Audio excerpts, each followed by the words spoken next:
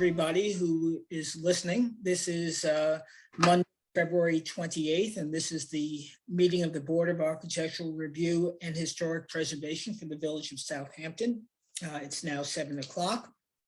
And by way of roll call and introduction, on my screen is Sarah Latham, John Gregory, Mark McIntyre, Peter DeWitt, and that is our full board and represents a quorum. So might I have a motion to open the meeting, please? Well, I move that we open the meeting. May I have a second on that? Thank you. Second. Second by Peter.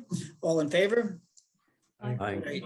So we will proceed. Let me also introduce our counsel, Alice Cooley, our recording secretary, Jackie Allen, and our videographer, Kat Styler, and also joining us is planning director, Alex Wallach.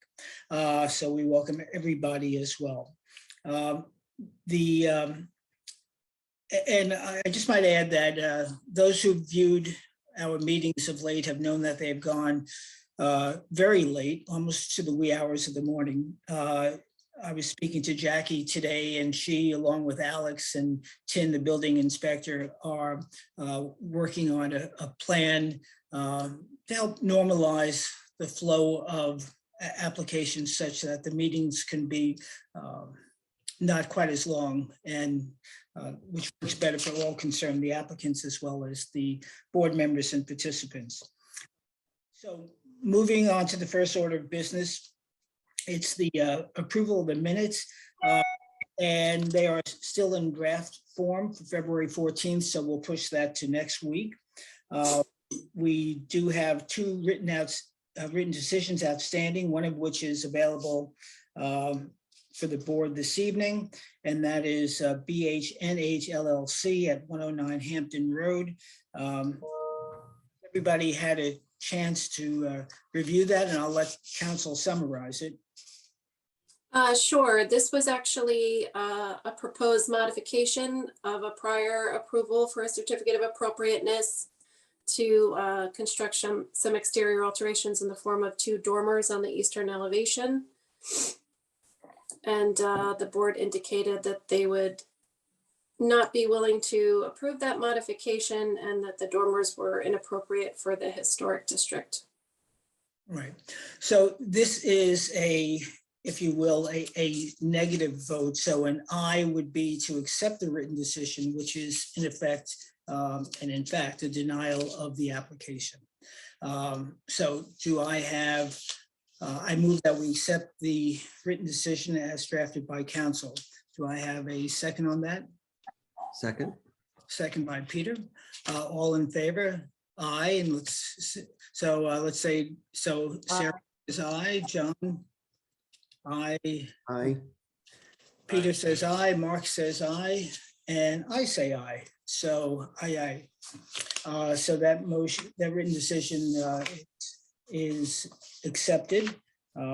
So, okay, let's move on. The Smithtown Partners Llc at 40 Meadow Lane. As I mentioned, that written decision is still in draft form, and there's some issues that I will be discussing with council on that. So let's move to public hearings, historic. And by the way, Alice, are there any applications for which you do not have certificates of, I'm sorry, affidavits? No, we have them all. They all look to be in order. Great. All right, thanks. Jeff, can you give us any more information about this? I mean, 3 of us voted to accept. Right, I understand. There's some issues. There's some issues related to the application of recently passed zoning laws and how they might apply. We are still well within our time frame, so I just want to have the opportunity to review that with both the our council, the village council, and the building inspector. And were they approved prior to our vote? I don't really want to get into it right now. Happy to discuss it offline. Okay, because otherwise we'll be getting into items of substance which have yet to be resolved. Okay, so let's move on. Public hearings, historic. We have a pending adjournment for, and by the way, trust, subtrust A and B. We have on Beechwood Latch, the applicant requests adjournment to March 14th. I don't know if that's from last week as well. Jackie, do you recall? This is a new adjournment request. Okay, so I move that we accept the applicant's request to adjourn to March 14th. Is there a second on that? Second. Second by John Gregory. All in favor? Aye. Aye. Okay, great. All righty, so that's adjourned. We have a pending adjournment on Crossing LLC. So then the next application to be heard is that of Tate's Bake Shop at 43 North Sea Road for exterior alterations, specifically a door.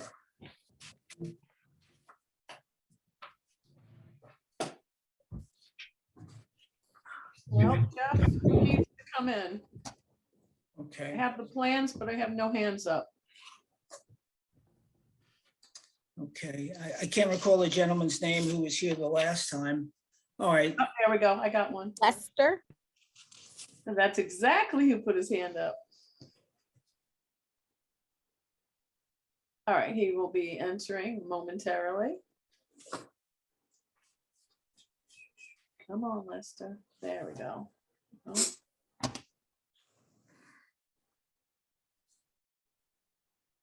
All right, Jeff, I have to retry it. okay.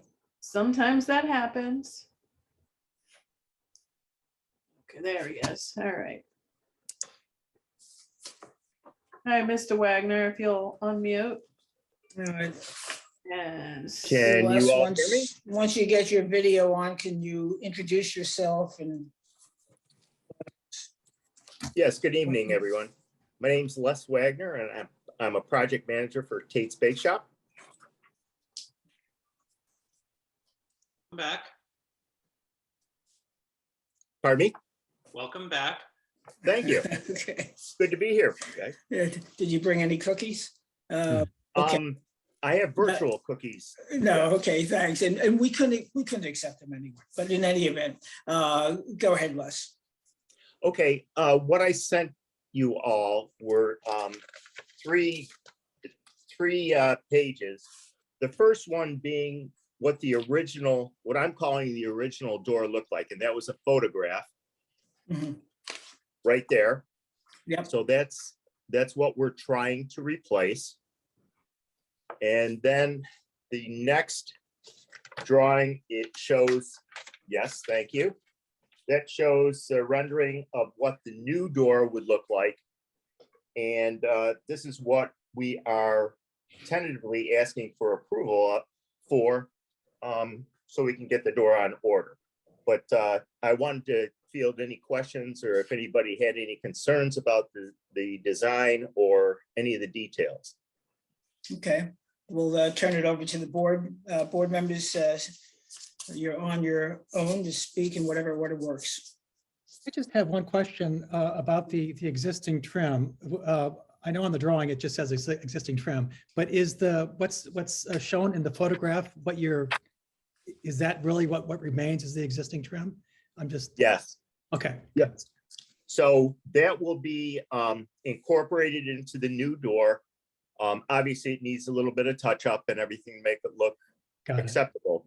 Thank But you. yes, that dental molding and the crown there will all stay. Thank you. Is it a matter of the drafting and the angle of the shot that makes the photograph of the original door look wider than the door as it's drafted? I think it does make it look wider. When I took that photograph, it was last summer. I wasn't really going for the exact straight on view. I was just taking a picture just to show, so I had reference to go on. Okay, So the measurements in this drawing are based on the measurements of the original door? Yes, sir. Thank you. And the 43 number will remain or be replaced? It'll either remain as it is, or it'll be touched up to make it look a little bit better than what it looks like in the picture. Okay. Okay. Do any of the board members have any concerns or issues with what was in the original? It looked like there was an outer door and then perhaps an inner door. I'm not sure which of the two was original. My guess is the outer door was the original one. That's correct, sir. The outer door is original, but we're looking to change both doors to have the same look. Now the hardware may be a little bit different. We're trying to recreate it, but if it's unavailable, we'll use something that's very, very close. We have an allotment in the budget for that. Yeah. So, so you're gonna have two doors, one opening out and one opening in? Yes, Yeah. Not that it's our purview, but I'm not sure in a commercial building, you can have doors opening in, but that's something for the building inspector to address. I will follow up on that. I mean, other board members' comments? It's fine. Yeah, Okay, going back to the original, it's fine. great. Any public comment? I don't see any hands up, Jeff. Okay, so Les, in as much as this is within the historic district, it requires a written decision. So the motion now will be to move to written decision with a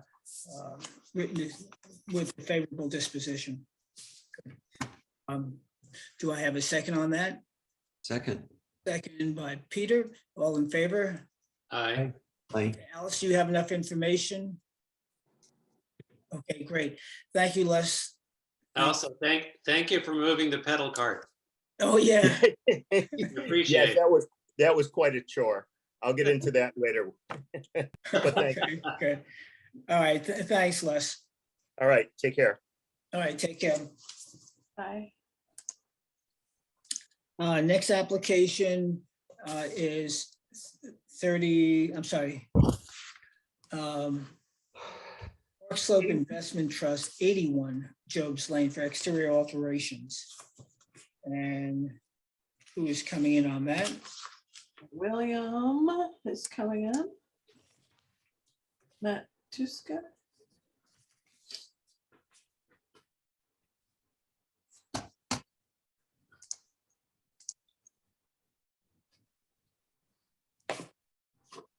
Hi, William. Hello, everyone. Hey, William, introduce How are you? yourself and tell us your firm. You My name is represent. William Matuska. I own the Sisal Rug Store in Southampton Village. Okay, great.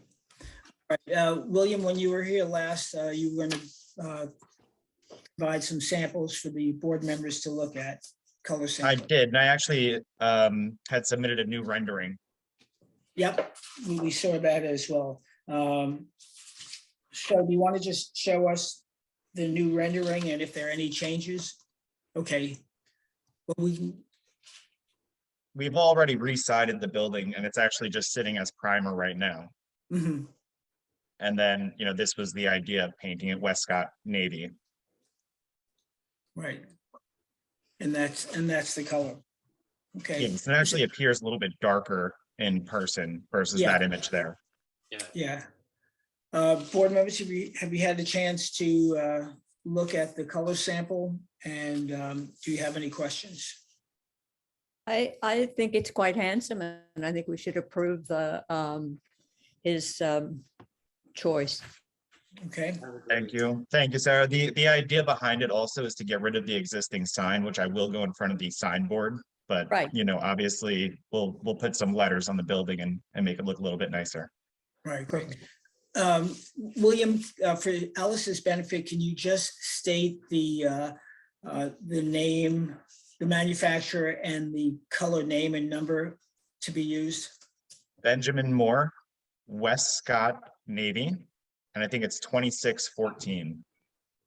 Okay, Westcott as in WESCOTT. Yes. Thank you. Oh, it's 1624. Sorry. Okay. Can I just Okay. add, before we vote, that, I mean, the fact that it's a sided building is one thing. I think we might have a different opinion if it were a brick building, so I just wanted to put that in the record as well. I agree. Okay. Absolutely. All right, so again, this is in the historic district, so it will require a written decision. So I will move that we move to written decision, the application of Park Slope Investment Trust to approve this submission of exterior alterations. Do I have a second on that? Second. Second by Peter. All in favor? Aye. All right. Okay, William, thanks much. Have a wonderful week, everybody. Thank you. Thank You you. too. Bye-bye. Bye-bye. Okay.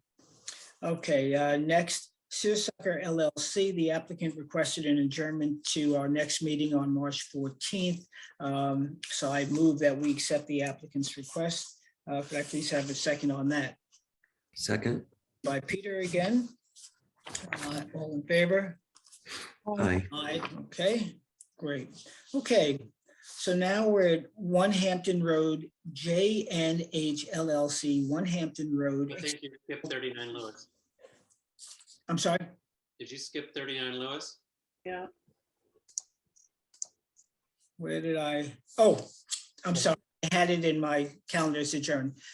So yes, so we did have 39 Lewis Street on the agenda. Jackie just advised us just recently before the meeting that the applicant had requested an adjournment. They have not specified the date, and Jackie will be reaching out to them. But for the moment, yes. I have a hand up. Jim Houseman. Sure, Jim is the property owner. Jim, if we recognize you, then we'll be opening this for discussion. Do you want to adjourn it or do you want to open it? Okay, so Jim, I'm gonna put your hand down. If you want to open it, you have to put your hand back up. High tech. Yep, he did, so I'll bring him in. Okay, so then we will now hear 39 Lewis Street LLC, 39 Lewis Street. Okay. Hi, Jim. Hi, Jim. Welcome. I know you're the property owner, but tell us for the record and for those out there, tell us who you are and who you represent. Okay, my name is James Hausman. I'm the owner of 39 Lewis Street, owned by 39 Lewis 1 LLC and 39 Lewis 2 LLC in the village of Southampton. Okay, so you're here. And when we parted company the last time, there was a discussion about the windows on the porch. Yes. Without windows, what was historic. We did have our historic consultant, Sally Spanberg, review the property. She sent us some pictures. Wasn't quite sure if beyond the pictures, if there was much more required than that. So why don't you tell us where you are, and then we'll open it up to the board for their questions and concerns. Thank you, everybody. Nice to meet you this evening. Sorry, every meeting here takes so long. We only found out about the meeting this morning. I actually haven't spoken to the architect, Anthony, today. So I just, he was probably just busy. I have a couple of pictures that I'd like to show all of you of the of this area within the house. So I've never shared a screen before. Okay, I'll talk you through it. You ready? Yes, I'm ready. I'm sorry to take Okay. up time. That's okay. When you hover your arrow over Yep. your screen, you'll see a bright green share screen. Bright green, sometimes they're blue, very bright. Share screen, got it. Okay, click on that. Yep. It will give you options. You have to choose which desktop option that you want. Okay, And then once you choose that, there's one more share screen button to click on the right, maybe, so it says screen, whiteboard, iPhone or iPad, so I should just do screen. whichever one has your photo, and then click share again. It's on the right, I think. Okay. Okay, Beautiful. Can you see my screens? We This have is- ditched the 40-minute limit. You chose, Apparently, this is Zoom selling me something. So, just click the I'll X stay- spot. Well, all right, I don't know how to click the X button. I want to Just- show you. no, yeah, Just one sec. yep. So Okay, I hope there's nothing personal on this. it's okay. So There- Okay, everybody, good. last time we were on the record, we had some discussion about the windows. You can see, this is the corridor. So right behind where this picture was taken is the front, essentially the entranceway to the front door. And what I tried to explain inartfully to the group was this area is brutally hot in the summer and is not very, and it gets really narrow where we call it, it's a sitting room. So you walk in the front door, immediately to your left is a sitting room.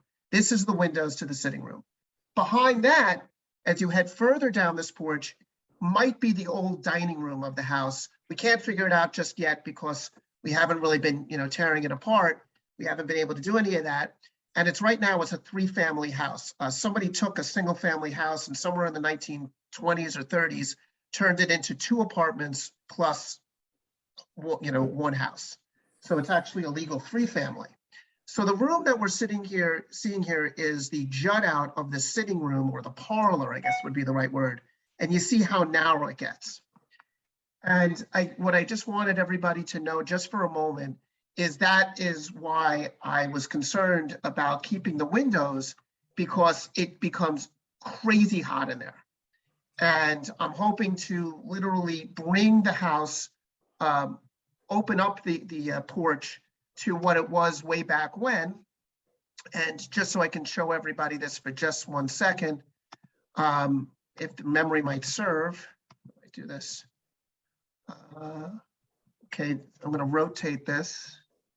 All right, I don't know how to rotate this, but this is the house. You see the front set of the window. Sorry, everybody, for cricking your head.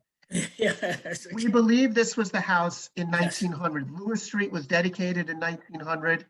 This house was built with 3 dormers, as you can see, and it was built identical to 31 Lewis, which is a little further towards Hampton Road. And we believe that's descendants of the Bishop family right in front with a baby. And I actually was able to find the imprint of that fire hydrant on the street. And this is, the fire hydrant was moved, I think, in the 1950s. But you can see clearly from the picture, even though you have to turn your head, this was an open porch. Granted, before they put on this, I guess you would refer to it as a gambrel, something or other. So we would obviously keep the integrity of this porch, but just take out the windows so that we can get light and air in there. And it gets so crazy narrow right next to the left of that front door. I mean, it would kind of render the entire porch unusable if I put it in there. Here's a better picture of that front porch. Yeah. Probably around 1900 when the house was built. I did consult with this. I'll stop in 1 sec, everybody.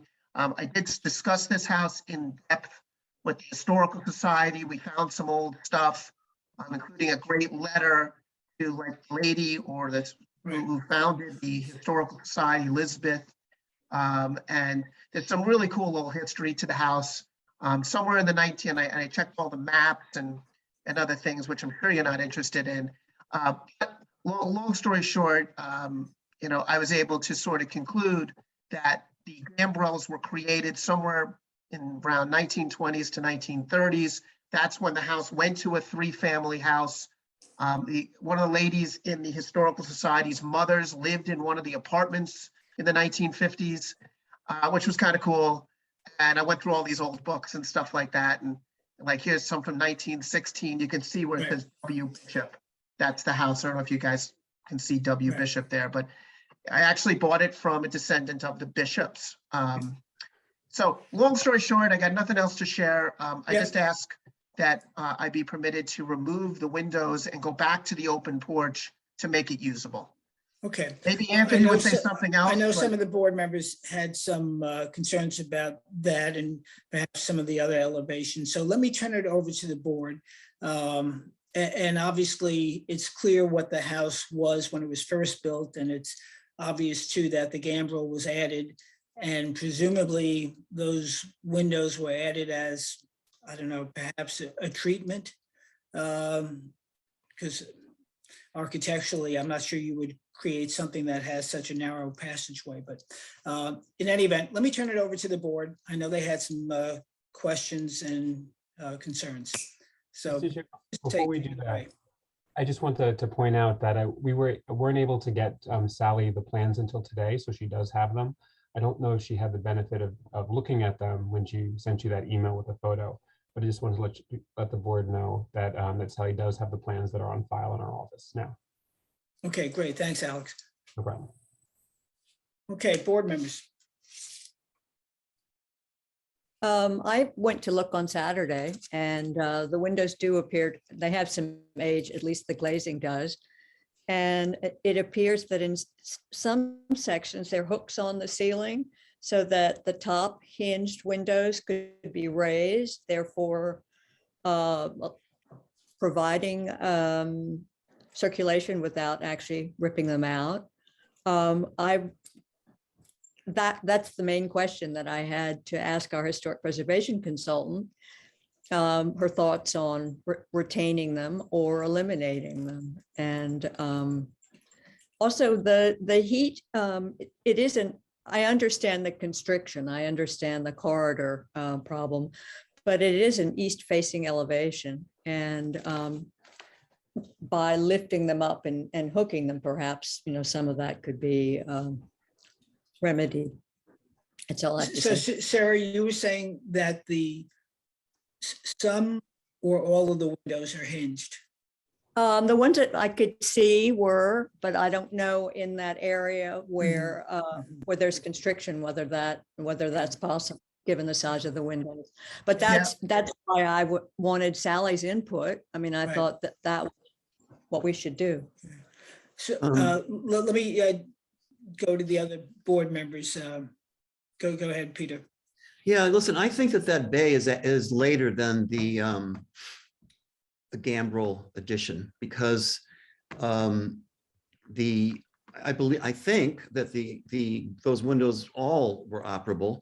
Obviously, they can't be now with the bay there. So I think the bay was added afterwards. I think that's later than the windows, than the storm windows. Just that's what I believe, just from looking at it. And I don't know what that does, in terms of preservation. I can say from a look of it, I love the windows. I wonder if you wouldn't eliminate the bay and make the windows the exterior wall of the house. Oh, we did. We absolutely thought of that. I was worried about the structural integrity because in that gambrel, that was clearly added on, as I said, Yes. somewhere in the 1930s. And it seems that the weight of that now sort of leans, on both walls. The wall in front of that sitting room that I showed you with the narrow, and the window wall, that you see here. I was worried about hurting the structural integrity of the house by eliminating, call it the innermost window line. Well, again, I'm not an engineer, and you should have an engineer look at this, but I believe that gambrel is held up by those piers, those boxed out columns. And so I don't think that bay is holding anything up. But again, I can't speak as knowledgeably about that. And I actually agree that if the windows are, and it's only the windows that are going to be removed, correct? Not the, okay. But even with the windows being removed, it seems like those piers are really going to stand out much more prominently than they do now. And to me, that's a concern as well. It changes the look of the house, aside from the windows, No, I agree. The windows now sort of obscure the piers just because there's a regular rhythm and it sort of, they get swallowed up. So when they're gone, you're going to notice that the original porch columns are, weirdly spaced. But maybe that's fine. I don't know. Yeah, it's interesting. Yeah. It's funny because the front door of the house is not in the, is not in the center, Right. And It's a strange house. The entire left-hand portion to the, facing the house to the gambrel, you know, is 2 apartments stacked on top of each other. Right. So it's just very peculiar. Mark, did you have any comments? My only comment, which is really a question, your plan is to take those 2 shed dormers that are on either side of the second floor out? You know, Anthony mentioned that on the last call, and I was not aware of that. I don't care one way or the other if those dormers stay in. You know, my personal opinion is that they sort of add a little quirky character to the house. And when I looked at the floor plan, they actually give you cross ventilation in that bedroom that's up there. And if you take them out, you only have windows on one side of the room. So I agree. I would consider keeping, and they also don't interfere with the bed wall. But from the, that's an interior comment. From an exterior comment, there's just something that's very charming and quirky about them. I'd love them to remain. I would agree. If you guys required it, I would agree to keep those 2 windows. Those 2 rooms, right? Those, you see the 4 windows across 2 and 2 on the second floor? Right now, those are 2 separate bedrooms. So I guess that's why maybe you can understand that there were, you know, windows on the side. But now it's going to be one big room. Right. And I think it would be a nice touch to have the exposure on both sides. I'm completely fine with that. I think you'd like the cross breeze from having those Yeah. windows too. Me too. I agree. I like it. Well, Mike, they one of also my questions- one of my questions for the windows in the front, whether they swing up and hook, are they fixed, or are those fixed windows, or do they actually open? I saw hooks. You see where on the first floor, do you see the door on the Yeah. left? That's the door to the old dining room on the left. Like, yes, that's the door to an apartment. But I think in the old days, it might've been, I don't know what it was. There are hooks there, and I think it folds down, like the window stays half open and folds down on top of it. I'm not exactly sure. And Okay. then there's nothing in the middle, meaning no folding down. And then on the right-hand side, where the bush is, to the right of the front door, those I think fold down again halfway. I can't remember exactly, but I think that's what they do. So it's kind of like up here, like even if they fold it down, if you're sitting, you're still looking at window. He said that was my take on it. Can you go back to the original My picture. My picture? That one. That one. There's some patchwork across the front of that house where the bay window is now. Yeah, how about that? So you know, one thing it looks like the front door was originally there. It got moved and patched up. Yeah, looks like it. You're right. Yeah. I never noticed that. Yeah, which might balance out the front of the house a little bit. So I just wondered that. But to Peter's point, if the bay went backwards and gave you, is there a world in which those windows are windows in the winter and screens in the summer? Is that for me? Yeah. I just wonder. I guess anything's possible. Because I don't know how to do it.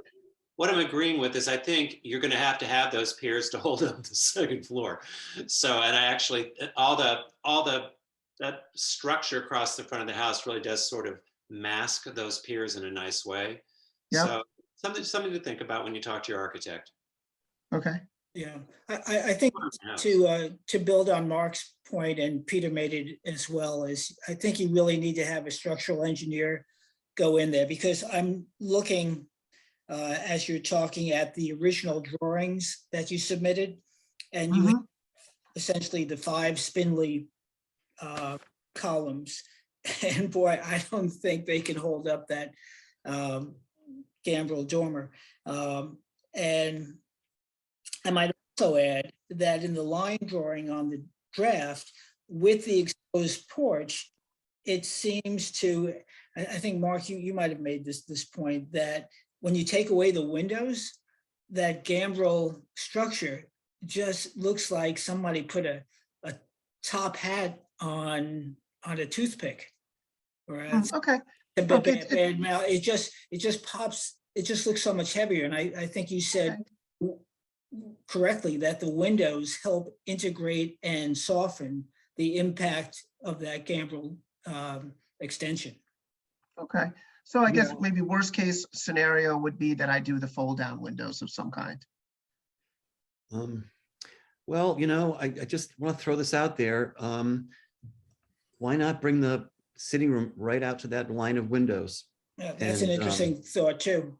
That was. And I know this, I know this may be heresy, but these windows, they are storm windows. They are not adequate for, a controlled environment, which is what I'm Right. proposing. It would mean replacing them. That's the heresy part. I would go along with that if if they look right. And I think if you just even had them in the middle only. I mean, look, I love them going all the way across because to me, it's like sort of an accidental modern, proto-modern look, which I just love. I mean, it's a very quirky facade. It's a second glance thing. You don't even notice those piers until you look again. And then when you look again, you see that the windows are all slightly different.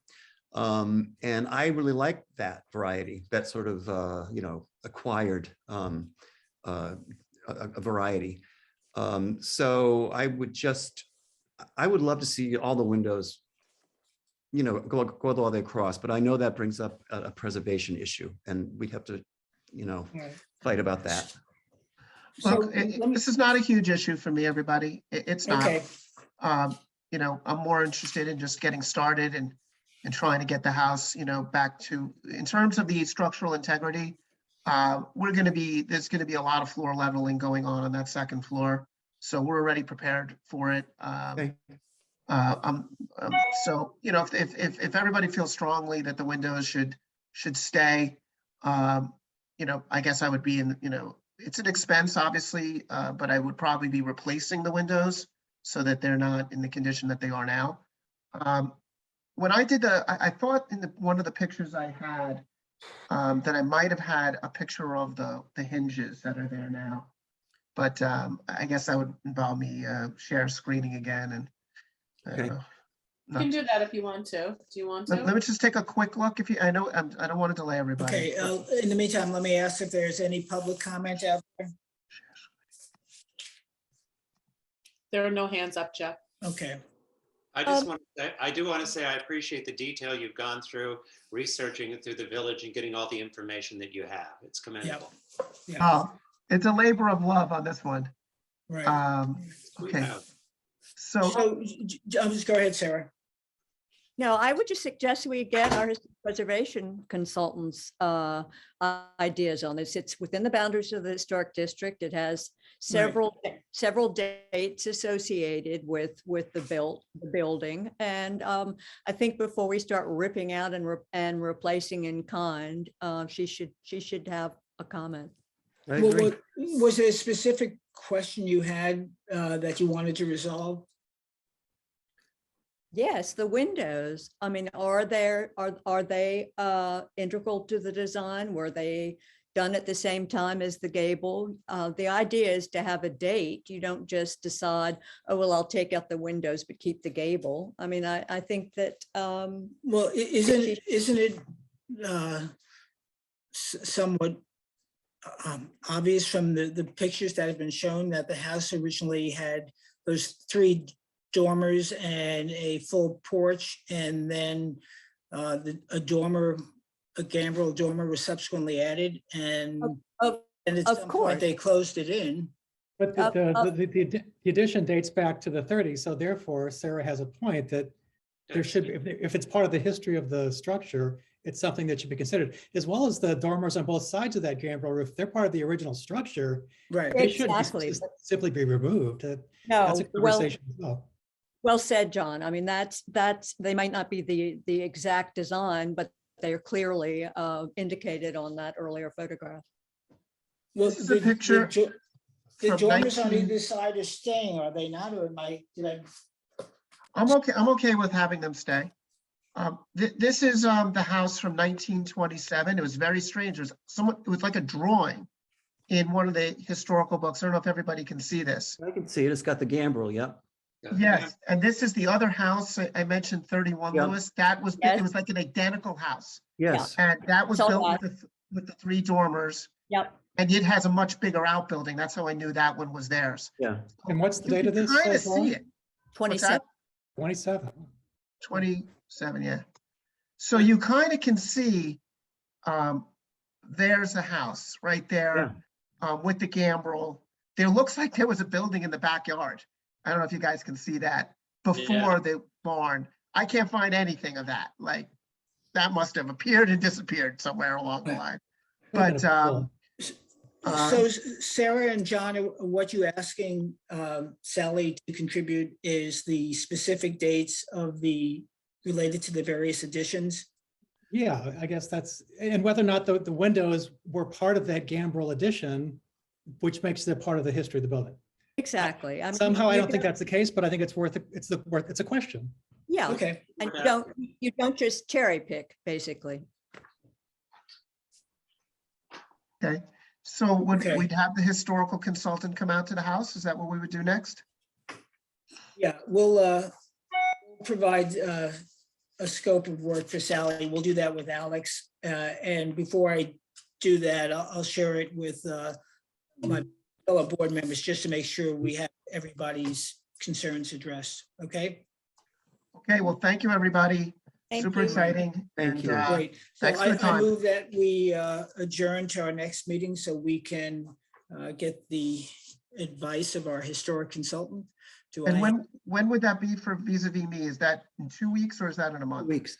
the next meeting is the 14th of March. Okay, that's great. Prior to that. And Jim, Okay. we'll be in touch if we need to arrange a site visit. Yeah, Okay. anytime. Thank you, All right, everybody. great. Thanks, Thanks. Jim. Thank you. So I moved to, we have a second on that. Second. Second by Peter, all in favor, aye. Aye. Okay, great. Alice, so we okay? Oh, okay. All right, so now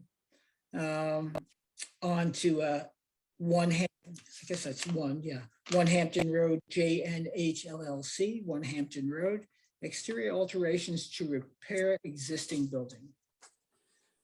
This is a new application and the affidavits are in order. Thank you, Alice.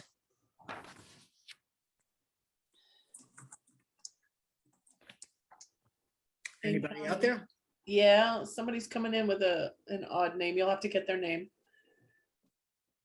So while we wait for them to come in, I'll mention we do have physical samples for this application in the building department. So I know some of you have seen them in person, but if you'd like to, those are available for you. Great. Okay. All I can see is Joette. So Joette, we need you to unmute.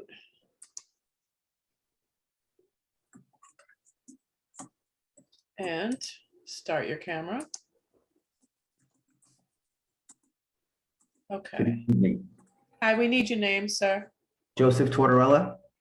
Okay. I'm sorry. Oh, so Joe T, I get it. Okay, Joe Tortorella, right? Joseph Tortorella. I am the general contractor for One Hampton Road, JNH LLC. Great. All right, Joe, take us through what you want to do. I know you submitted some color samples and textures. Yes, and a methodology letter and some photos. Did you get all that? Yes, just give me 1 second. I'm in the middle of doing 5 things, right, Jeff? 5 things I'm doing. All right. Let's see, which screen is it? Here it is. All right, we'll start here. All right. So this is one. What would you like to talk about first? Well, I sent a methodology letter. I can read it or bring it up. It should be in that packet there of what we propose to do there. And then there's a bunch of photos that we also submitted to show Right. the current state of everything. So, Joe, one, if you could perhaps turn up your volume a little bit, you sound a little muffled or muted. And 2, you don't have to read your scope of work word for word, but if you could summarize it so that for the benefit of the board and the public. Okay. So basically we did, obviously the first part of the exploration was there was some damage up there and some items falling. Except the scaffolding and chipped away and also pressure washed all the items. It's really reveal what was going on there. Folks, can you hear Joe well? Okay. Yeah. I can Yeah. hear. Come on, max volume. Yeah. Is that any better? Yes. Okay, Thank you. I'll just talk louder, my apologies. So upon obviously all this, we did some membrane work at the top of the cantilever areas. So as you can tell by the photos, there's been some prior repair done before to varying degrees. So throughout the photos that I've submitted, you can see that one, item 4, for example, was just some repair work done by prior time there. What we're proposing to do now is to do a cementitious system over the entire entabulation area of the building, all of the facades. We're not focusing right now on the capital, as that has deterioration, and we're still working on a methodology for that. And the shaft of the main columns of the building up front.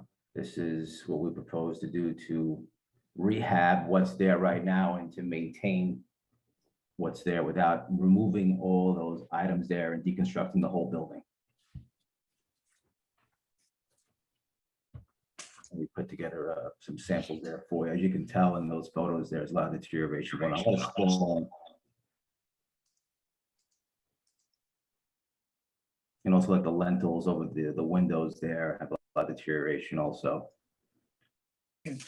So just to be clear, there will be no changes to the actual details. No, however, the finish will not look as patinaed weathered as that's there right now. All the details will remain the same. Right, okay. Okay, so I want to be clear that our goal with the samples that we sent you is to try to mimic it, but also, put in the letter there's varying degrees of weathering there, and you can tell on some of those details that some parts are much more weathered than others. So you see more of a finer finish in some areas versus other areas there are more smooth. And if you look at those little the cornices there, a lot of them have been replaced when they did the major renovation in the building many years ago. Those actually styrofoam backed pieces right there in some of those cases there. So in this process, everything will be entirely recoded in this system we put together, which you also have, again, the samples there to refer to it. So it'll be more of a limestone look. Is it going to look exactly like the weathered look now in the patina? No, but we tried to match it as best we could with what we had available. But it will be recoded and it completely. So at least the color palette will be the same with everything that's being repaired. Yes. It will have some variation of groups. It is being done by hand. It is being done by hand. 30 foot in the air. We got to do it obviously in stages, pending weather, winds, and it's via stainless steel trowel. So you'll have some variation, which will give it a little bit of a patina there. But I guess my question is, it won't be like a patch here, a patch there, the entire no, surface. we propose to do a full all around the entire building. Got it. Okay. However, like I told you, what is excluded right now is the capital and the shaft, the main ones right there. You see in that picture right now, being right there. That has some pretty good deterioration, and we're still working on that. But there's some other structural items there, and we can't just replicate that by hand. Where everything else is pretty solid still. The ceiling, which we redone, was a floating stucco ceiling, and upon chipping, it was falling down. And as we started chipping, we realized that it was hollowed, and we did all that. So we did that now. There was some tuck pointing on the brick mortar that we took care of, and we did some membranes on top of the cantilever pieces that are on top, which you can't see what we did because it's on the top of the building at 30 feet in the air. Right. Joe, you said you're not doing the capital currently. We're working on that process right now. We're still working on that. To the extent that one of the concerns is, as John raised, will this be a comprehensive rework? And it is, but it isn't until the plans for the capital are submitted. Is it your intent, and we can't necessarily go on that for this evening, but is it your intent to repair that? Yeah, it's our intent also to repair those capitals there. There have been some challenges in getting the right sources, and there's different points of opinion from other specialty companies that focus in that area, because some areas of it are good, and the majority of the damage, if you can tell, is on the back part of them. Mhm. So it'd be nice to be able to repair. If you look at that bottom photo right there, you see there's some deterioration. That's all Mhm. cast. So that's all cast stone from whatever it was. So that's not all Right, limestone, it's all right. cast stone. Well, is it your intent to keep the design of that as is, whether it be, whether you take a mold and you do it in some sort of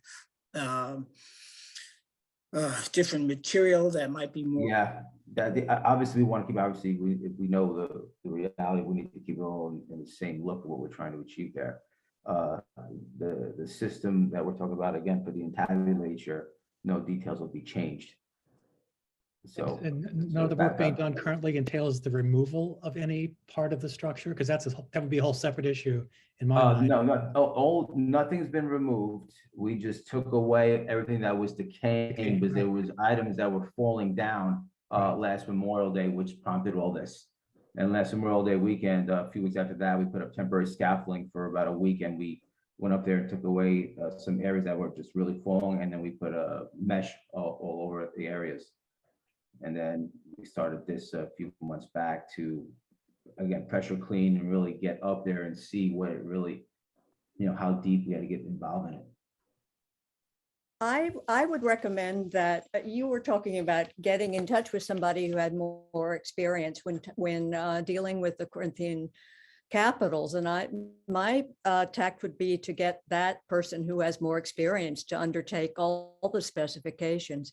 You're talking about a 3-process coding. And as you can see, that's just adding yet another layer to bad repairs. It's clear that nobody has really taken a chance to repair rather than replace. And I believe that every new coating is going to entail more loss of the integrity of the limestone on this building.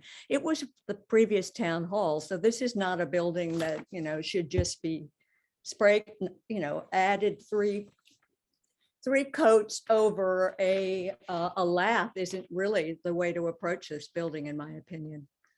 I also, sorry. So, I also worry that you're going to lose when you do a coating, you're going to lose the crispness, like the dentals are going to get glumpy looking. they're all going to be blurry, like some of the dentals that you showed in the photographs that were treated in comparable fashion. It's just going to get furrier and furrier. And I would say, stop. I actually am a little concerned that the building was pressure washed. I mean, that should also have required how many PSIs were being used on the limestone facade. Most of the items there are cast stone. There's not much limestone. Some of those corners details are styrofoam from the prior renovation. We've done enough of this. We're not ruin the integrity when you were just mostly cleaning to see how bad. There's a lot of spalling going on that were flaking and were falling down like that, for example. All that was all coming down, so we had to clean that gingerly again. So, and if you look at that picture, there's already been prior repairs there, and that's what I'm worried about. If you continue to do this will be one continuous piece of there. It'll keep intact the structural integrity of everything, but I can tell you to ask the owners to dismantle this whole building and replace all that veneer. It's a tremendous cost that I feel that they're not going to be interested in doing at this time. It's not just those cantilever pieces right there are about almost 20 inches thick, and they're actually through the building through a tieback. Right. So how are you going to fix them? How are you going to even out all the gashes? Oh, that will build up with we'll pin it. We'll drill and pin them, and between pinning dowels there, and then we'll do like a faux form on there, and then freehand it, and then once that's completed, then we'll do the stow system that we provided there with the mesh and the base coat. But that's not reversible, is it? Reversible? You mean take it away after the fact? I mean, that's when you're dealing with an old building, obviously you try to repair where possible. And how is it going to be possible to take that away once you've done it? once you put that system on there, it's cementitious system, so it's gonna stick to it, yes. So if you look around, I mean, besides these, yeah, this is the whole file there. There's just numerous photos of many areas there that we picked up on. Has our consultant weighed in on this property at all, Jeff? And that's, so I'm just looking at your website, Joseph, and please don't take umbrage to this, but you know, to what extent are you have done these a project of this nature in the past? I see building consultant, shotcrete expert. What's shotcrete? That's the formula that he's proposing, I believe. Yeah. No, shotcrete is a method of placement of concrete under very high pressures. We've done a lot of masonry work over the years. Yeah. So this is where all my expertise comes in with masonry, cementitious materials, things of that nature. Historic preservation? In some cases, yes, but to this degree right here, I don't Yeah. feel that everything here, that there's nothing here that's exactly limestone. It's more cast stone. Yeah. And again, it's a combination Well, of cast stone.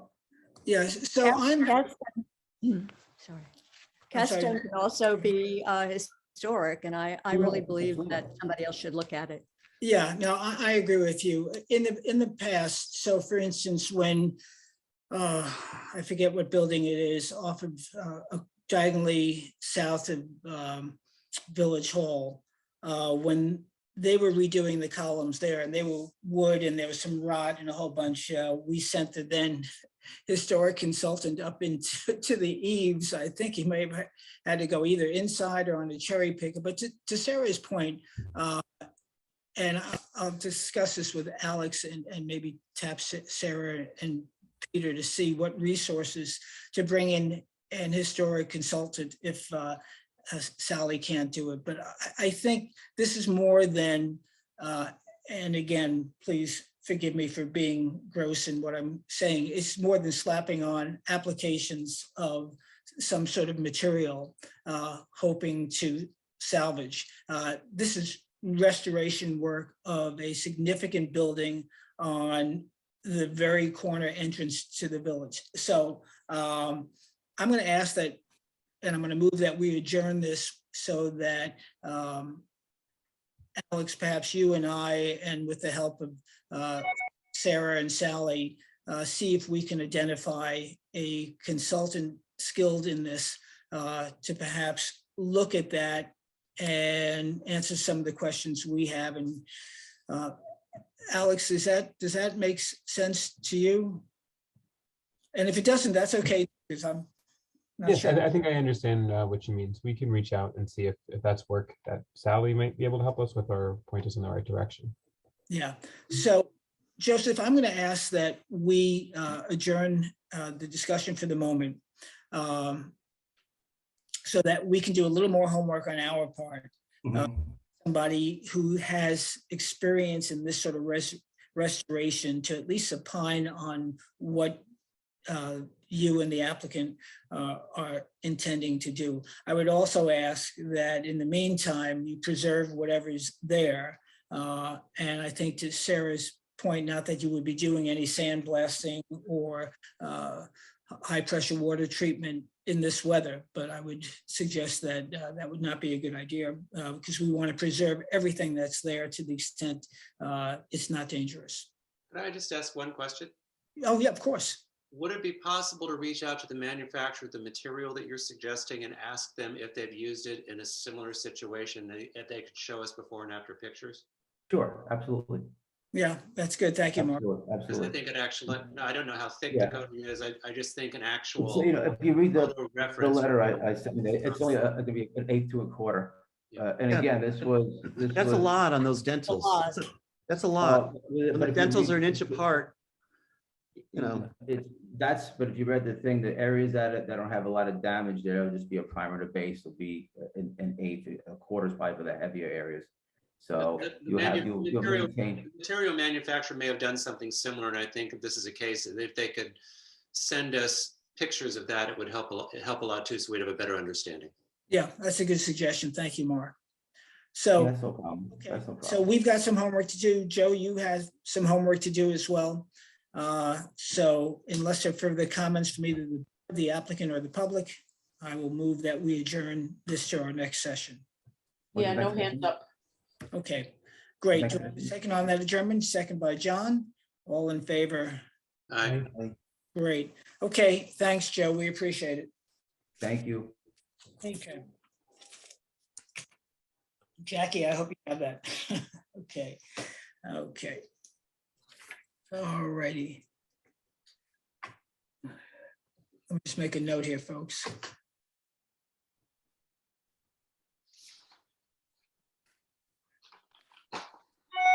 Okay, so finally, in the historic district, the application of Daniel Brockett at 292 Ox Pasture Road to construct a two-story single-family dwelling with attached garage and accessory structure. Alice, we're good on affidavits? Yes, they're in order. Thank you. And in comes Lori Fontana. Okay.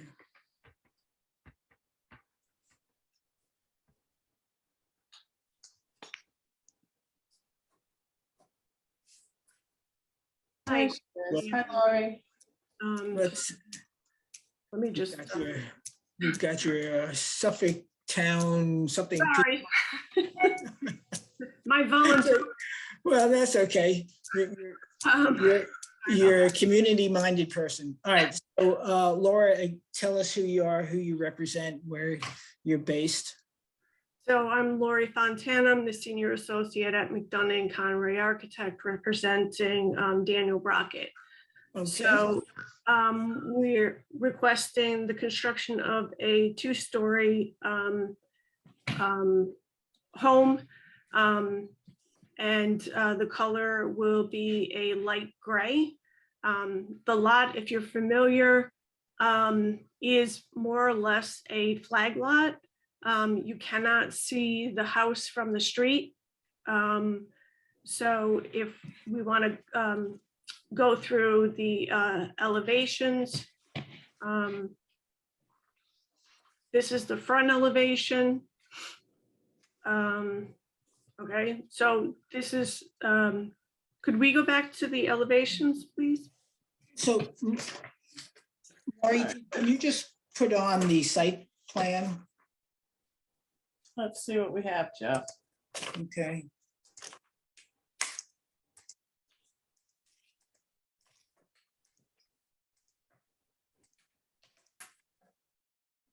That and then that.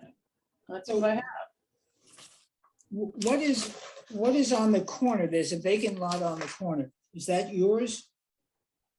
So the Yeah, that's it. there should have been a survey submitted.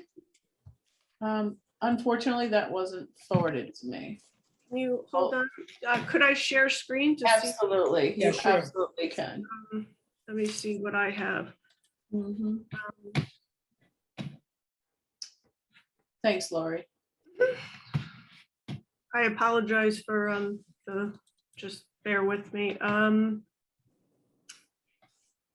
me see.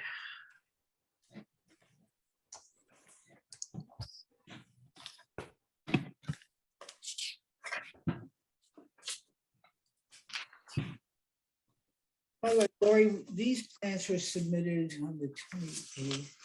Okay. I'm sorry. No, I was just curious, and I'm jumping ahead of myself. But, you know, I'm seeing, maybe it's not but I just want to make sure that whatever drawings have been submitted are consistent with the new codes. I don't know if What defined the new codes? Was unaware. that which was passed on February 22nd, which I understand, and this is something that council may be able to advise, that it's shovel in the ground application. So what was the new codes that were passed on the, I could tell you if we meet those codes, if you could tell me what those codes are. I don't have it in front of me, but there were some You're talking changes. about the height regulation? Height, yeah, the height, and then it had to do, there were different height restrictions based on the size of the property, where it was in the I think whether it was floodplain or, and then there was a frontage where the pyramid lines were drawn. So I don't know, again, I may be jumping ahead of myself, but I don't know. I just want to make sure that we're looking at something that passes code. Yeah, I think We You're assume gonna that's have the to- case. as the building inspector that, you know. I think those codes apply to areas in the flood zone. It's my understanding. And looking at them, unless you're thinking of something else, I know there was a recent code change that eliminated some of the freeboard in considering height in flood zone, as well as other properties that have freeboard in FEMA flood zones. I don't know if that's that's applicable. Yeah, here. just the FEMA flood zones. So then that wouldn't apply to us. Okay, so Lori, this is not in a flood zone. No, it Okay. is not. Yeah, so then should be fine, Jeff. Okay, okay. Let me see if I can go back and find the site plan. Just bear with me. I'm trying to find the email. I thought you guys had all this. I truly apologize. Look at everything but it's something. I know it was done and I know that it was submitted. I just don't know. All right, if you have it, that'd be great. Yeah.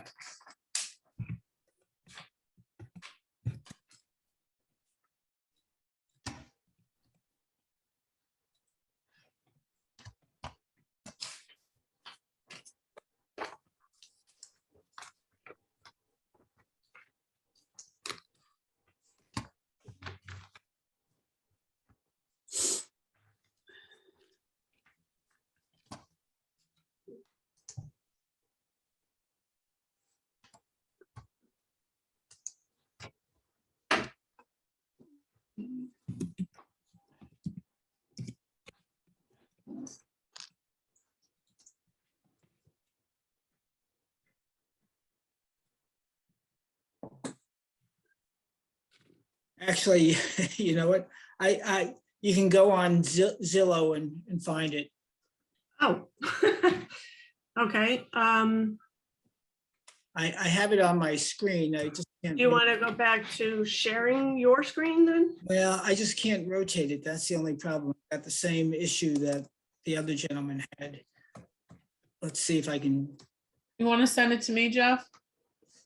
Well, if you get onto the Zillow, just put into your search 292 Ox Pasture, and you'll come up to the Zillow website. And the Let me see what I can do. while you're talking. the last slide, number 76 of 76, is the survey. Okay, well. And up there, okay, now I can rotate it. I see. No, it's not letting me do that shit. Sorry. Last picture, view all.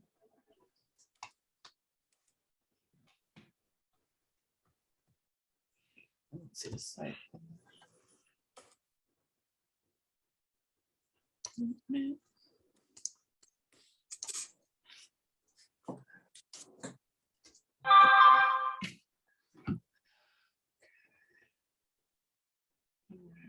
Oh, boy.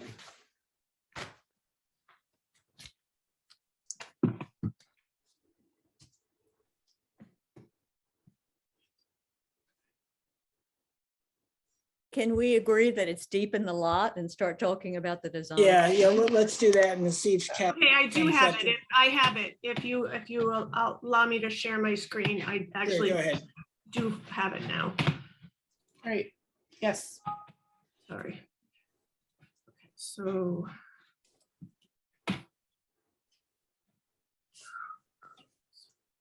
I have it too. in Okay. case you care. So this is Ox Pasture Street. Can you see my screen? Let me Yes, start with ma'am. that. Okay. That's ox pasture, and this is the front area, and then all the way back is where we're proposing the house. So from the street, you can't actually see the house because there's so much screening on the street. In my application, there was pictures of standing from the street, looking down the driveway to the house. So Those are the white gates? yes. Yeah. So the house is proposed to be over, this is the house. And this area here is the pool house. This is the pool with the fire pit. I can go closer if you'd like. Good. So the driveway is like 355 feet. The house sits back 355 plus feet, almost 400 feet from the road.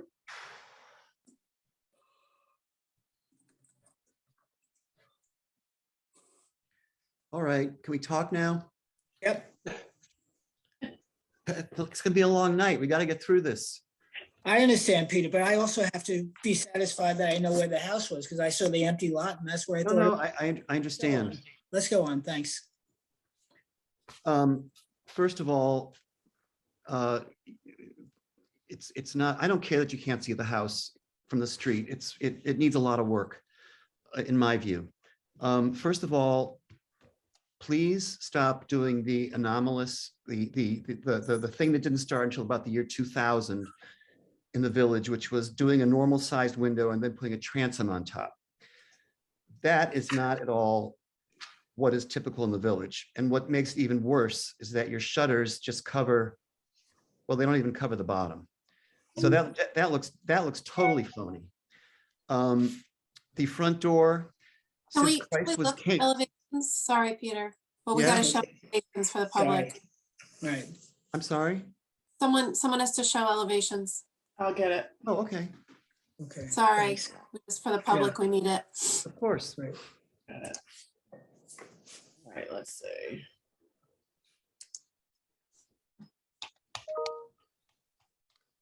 Please. That's good. That's good. Beautiful. Okay, so you see the transom, to me, the very offending transom windows, and then compounding the offense, the shutters that only go partway up. So they're not even genuine fake. They're fake. Okay, the other problem I think is since Christ was king, front doors have been solid. Why are we now in this village of Southampton? Why are we now having patio doors for our front doors? That is not typical of any traditional style. This is a traditional house, so I'm basing it on that. That's the style. Third, the diamond windows in the dormers are too big. The little dog house dormers, in proportion, they're too large for the roof. The diamond pane windows are from another era, perhaps a Queen Anne era, a late 19th century era, not the era that I think you're trying to recall with this design. Again, a fourth, your garage wing. Your garage does not need to be 12 feet high, as it looks like it is. You made it the same height as the rest of the first floor, but in fact, you're making the garage look, as it sticks out, making it more prominent than the house, particularly since it's the first thing you see. Adjacent to the garage is a stair. You could easily lower the ceiling of the garage and not impact your plan at all. And you could still have the upstairs. And if you lowered it, it would look more like an ancillary building, an ancillary piece than a dominant piece. In that vein, don't put picture windows in a garage, especially with fake transoms and fake shutters. And again, there's no hierarchy. Usually in homes, there's a central part and then kind of the house diminishes as it goes towards the service areas. This one actually does the opposite with the projecting garage. And if you look at the garage elevation from the side, that's what looks so bad. That needs to come down. I mean, you could express it, at least lower it. You could also express the second floor as a dormer to, again, reduce the scale of the service, the ancillary piece of the building. That's all I have to say for now. Okay. Yeah, I wanted to say that there are too many types and sizes of windows in the design. You have ovals, and then you have the large ones with transom, and then ones with fan lights. It's busy. It's not, in my mind, it's a design that's not well adjusted. The window to wall ratio is also askew. Yeah, and the second floor windows are too big on the front elevation, of the south elevation, or north elevation rather. The second floor windows are too big for the first floor windows. You know, they look taller. Maybe they aren't, but they sure look it. And again, hierarchy, scale. I would add I don't know which elevation, the rear, is at the south elevation, the rear of the house. Yes. That double wall of windows, I think, is a bit extreme. And the size of the windows, obviously, I think Sarah mentioned that, both Sarah and Peter. But that double wall of windows, I worry about light pollution for neighbors that surround this house. I mean, this is a flag lot and it's a larger property, but it's not a huge estate property where light wouldn't be an issue for the surrounding area. So I'd like to see how other homes sit around this home to have some point of view, to develop an opinion on that. I would say that all my points have been covered. When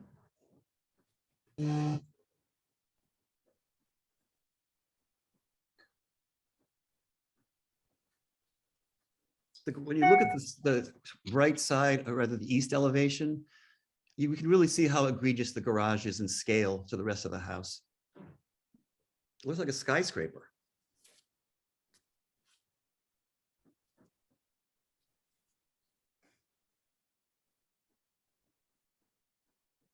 Okay, any further comments from the board? Lori, that's a lot of food for thought, maybe not all of which is easily digested, but you're a good sport, and I think the board has provided you with some very insightful thoughts, as well as some concerns. Let me just see if there's any public comment, and then we'll turn it back to you. You may have some additional questions of the board member or thoughts. I have two hands up. Okay. Okay.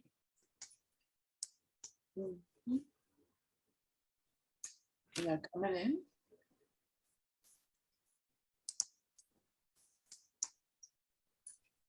Now, if these people had their hand up while I was showing photos, I did not know that, so we'll find out. Okay. So now, are you folks speaking on the public? 'Cause I see CMAC there, and I know. So, Nika, is that you? Yes, indeed. Yes. Good evening. Okay. So this is for public comment. Just tell us who you are. CMX Sami, I'm Okay. the resident to the south of this property. Okay. So hold on. So are you speaking together, or we'll do one at a Separate. separately? So let's do Separate, Nika. We're representing two different properties adjoining this property. But I'm happy for CMEC to go first. Okay. Okay. All right. So CMAC, you're doing this in your capacity as a resident in the Correct. neighborhood. Okay. Correct. I'm the neighbor. So CMAC, just immediately- give us your name and address. CMX Sami, 269 Great Plains Road. I'm the property immediately to the south of this property. And I have many concerns, and I try to be as brief as possible. As you know, this project was presented to you tonight as a more or less of a flag lot. However, I want to challenge and bring this to your attention that this lot has not been treated as a flag lot. This lot is treated as a regular lot.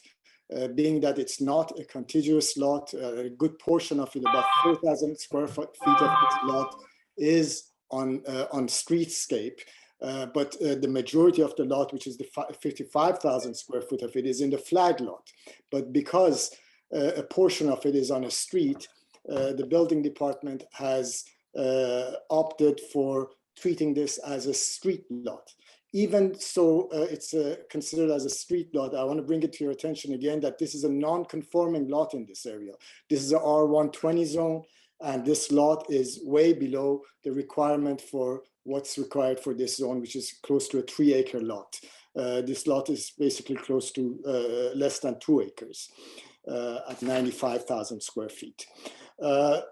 This house that used to be there was about 2,000 square feet of a house. The house that is being proposed there is close to 9,000 square feet. It's like basically 4 times the size of what it used to be there. This house, this building, if it were to be treated as a flag lot, could not have been built at this scale. It's transferring development rights from a lot that is sitting on ox pasture and Halsey onto this flag portion of it. We are going to be challenging this with the zoning board in order to address an issue which basically comes down to the intent of our zoning in this village as far as sizes of the houses, which is basically a few years ago when we reformed zoning, we brought up this whole notion that the size of a house is directly tied to the size of its lot. What you see over here is a transfer of development rights from a lot that's not even associated with this lot, with this flag lot, to the flag lot. And a house could be built here that if it were to be as a flag lot, it would be 2,000 square feet smaller than what it is right now. So we're dealing with a 9,000 square foot house, which if it were to be a flag lot, it would be allowed only at 6,000 square feet.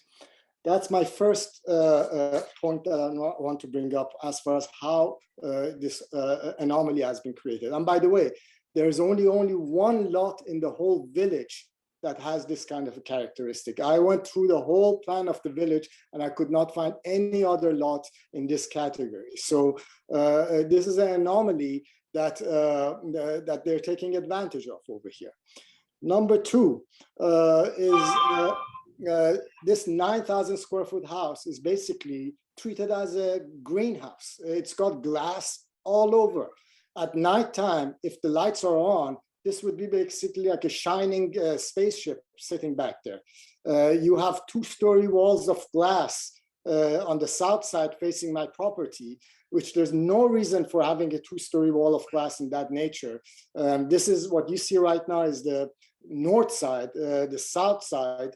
I don't know if you can, I don't have control over the drawings. Well, that's said south. I can do what they say is north. There you go. That's the south side. Okay, so you can see that 2-story wall of glass, and every other window in this facade is out of proportion and in ratio to the wall space.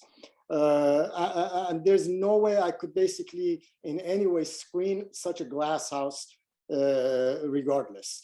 And again, because of the flag lot and the shape of and size of this house, the setbacks are such that you think that this is the rear of the house, but no, this is the side of the house. And the side of the house is what at 35, 40 feet away from the property line is what I'm facing, a monster of a greenhouse. There are balconies on the pool side, that 2nd-story balconies that I don't have to go through this again. From those balconies, they look straight on to both the eastern property and my property on the south side.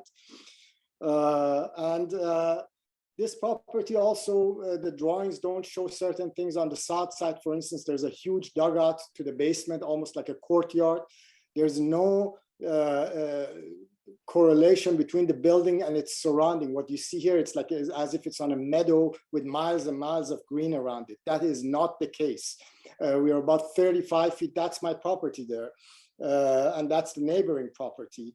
And about a month ago, contractors came in and basically cleared every tree and shrub from this property. And in that process, damaged the fence, dug out holes that my dogs run underneath these fences and run away. And I begged them a few times to repair these holes. They have not done so. Finally, I want to bring to your attention that we need landscaping at a minimum to screen this house once it's conforming to a better design. And I would like to request the owners and the ARB to request the implementation of the landscaping, peripheral landscaping prior to the start of the construction. So I don't have to deal with looking at this thing for the next 2 years, and at least some sort of a mitigation factor as far as landscaping would alleviate some of this horrendous design.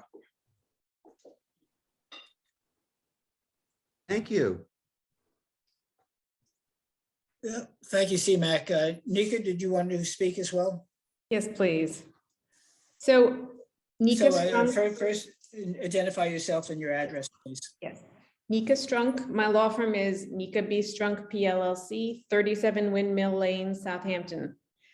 And I am here tonight on behalf of my client, Marianne Ty, who is the principal of 3 separate LLCs that own 3 separate lots, all of which adjoin directly this parcel.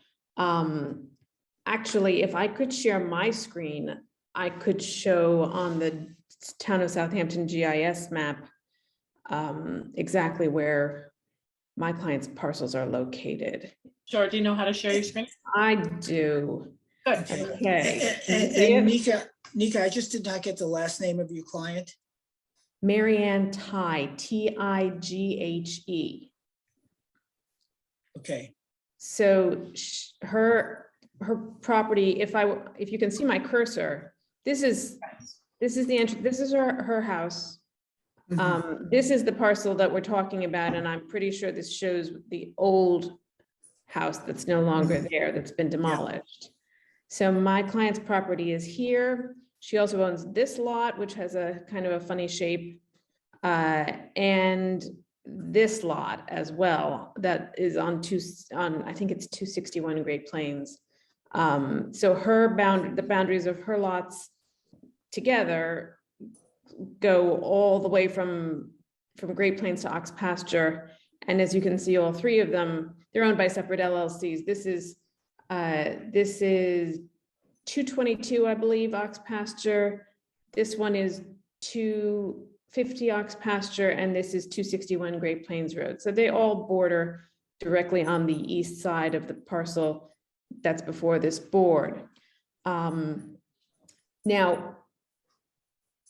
my client joins all of the points that Siamak just made. The scale of the house is totally out of line with the size of this parcel.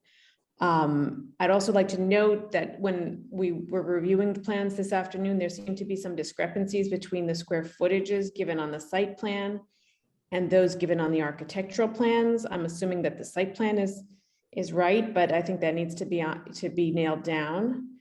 If I can stop sharing, I just wanted to explain. When I believe, since we're looking at it, I believe that Siamak, am I correct that this one is yours? Oh, the one, anyway, directly to the south, I believe is Siamak's. So could we go back to the east facing elevation? Would that be possible? Sure. Thanks. West, west, east. Okay. Hold on a second, I go back to pull the picture up first. Okay.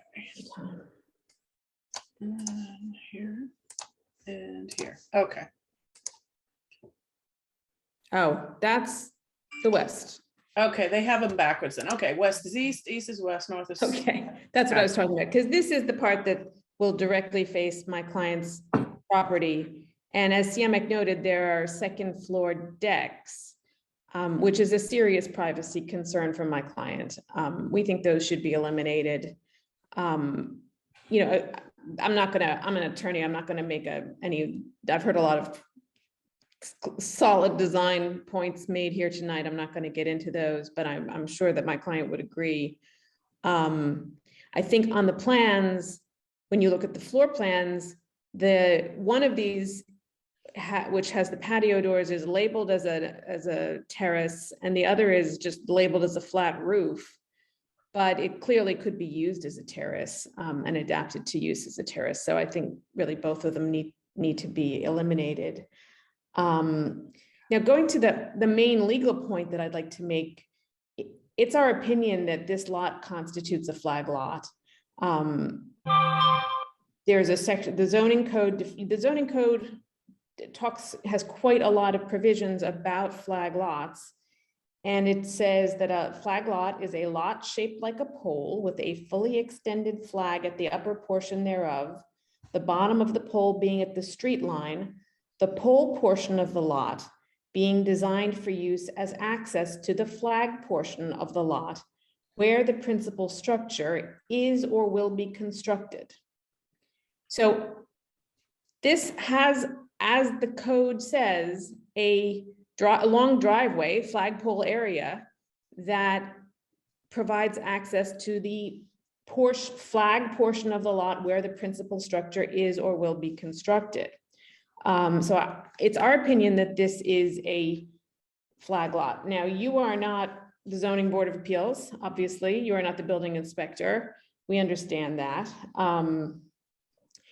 But if this interpretation, which I understand the building inspector took, that it's not a flag lot, really has a very significant impact on what can be built as of right on this property. So there's a few things that we're suggesting that we do about this. First, my firm is, on behalf of my client, is going to appeal the determination of the building inspector that these plans comply with zoning to the ZBA and request an interpretation that it's a flag lot. Second, this board itself can, I believe, has the power to frame a question and refer it to the ZBA. So this board and your council can certainly speak to that. I believe can ask the ZBA specifically, is this a flag lot? And third, the board itself is charged, you yourself as the Architectural and Historical Review Board are charged with ensuring, I'm quoting from the code, the harmonious relation of the new or altered building to such buildings as already exist and the environs in which they are set. So mass and site layout are squarely within your purview. And that goes back to the point that this is a significantly undersized lot. This is the R120 zone. The area which the code refers to as the flag portion of the lot where the principal structure is or will be constructed is, I believe, only about 55,000 square feet. Section 116-11F of the zoning code contains provisions regarding flag lots and their minimum size. And it says, and I'm quoting, no flagpole lot shall be permitted in the R120 residence district unless it has a lot area of at least 150,000 square feet. So the area of land that's required for a flag lot in this district is 150,000 square feet compared to the 55,000 that we have here. Now, I understand this is a pre-existing non-conforming lot. I don't know if there has been a single and separate search submitted with the application. That I think is an absolute requirement under the code. We did a FOIL request, I didn't see it. But just stepping back, even if our interpretation that this is a flag lot is not accepted, maybe, obviously the building inspector didn't think it was, maybe the ZBA won't agree, we don't know. It's still a significantly undersized and non-conforming lot in this zoning district. And what's being proposed is a massive expansion of the bulk of the house that previously existed. So I think that this is completely inappropriate. And so that's really the point to make with respect to the mass. I'd also like to echo everything that CMX said about landscaping. Again, I spent a lot of time today looking at the code provisions regarding flag lots, and you have quite a few. And there's actually a specific section, 116-11 sub F sub 6, that says landscaping plans have to be submitted prior to the issuance of a building permit for flag lots. So obviously flag lots have a special significance. This lot borders on, I think, at least 5 other homes' backyards. So it really, whether or not you can see it from the street, it has a massive impact on many neighbors here, and landscaping is key. Just one very last point I wanted to make, and it's more of a question. We foiled the whole file, and one of the documents says that the site is designed to park a minimum of 11 cars. And I just wanted to pose the question, why? Why do you need 11 cars on this site? I think 8 are required because it's I can't remember, it's a 7 or 8 bedroom house. But they're asking for 11 cars, or they're designing it for 11 cars, and that I don't understand why. But anyway, the key point going back here is legally, we're going to take it to the Zoning Board of Appeals on the question of whether it's a flag lot, because if it is, then clearly this house is, cannot be built and does not conform to zoning. And secondly, even if that doesn't prevail, this board should require adjustments to the scale and mass of this house so that it meets these site conditions, which are very unusual for this neighborhood.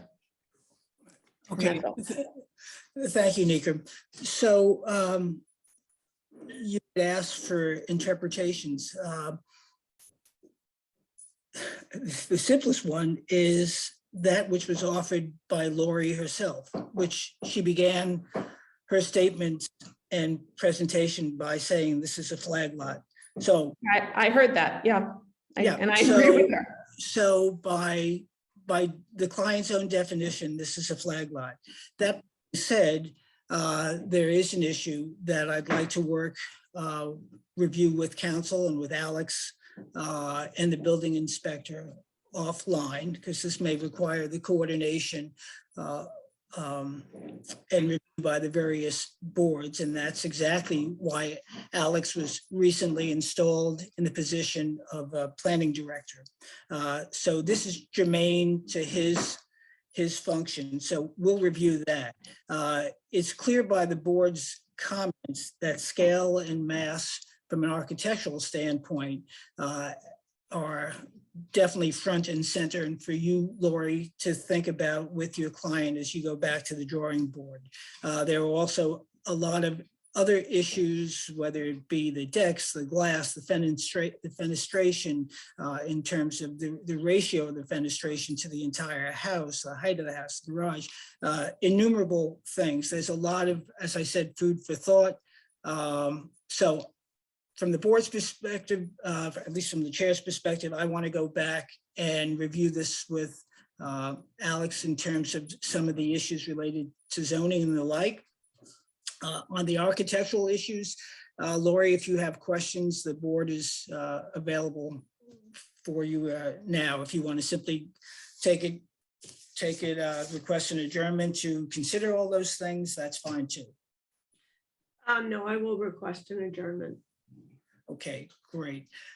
So I move that we accept the applicant's request to adjourn to our next meeting. Again, So I do have a question. If yes, you sure. are going to be looking at it from a legal standpoint, will I be informed about that? Because I don't want, I don't want to redesign. Does that make sense? Yeah, it makes all the sense, and I'm glad you brought it up. So Alex, that's something we should work on this week. I'll be at the building department tomorrow. Why don't we talk about it and figure out a course of action so that we don't leave Lori and her client hanging, okay?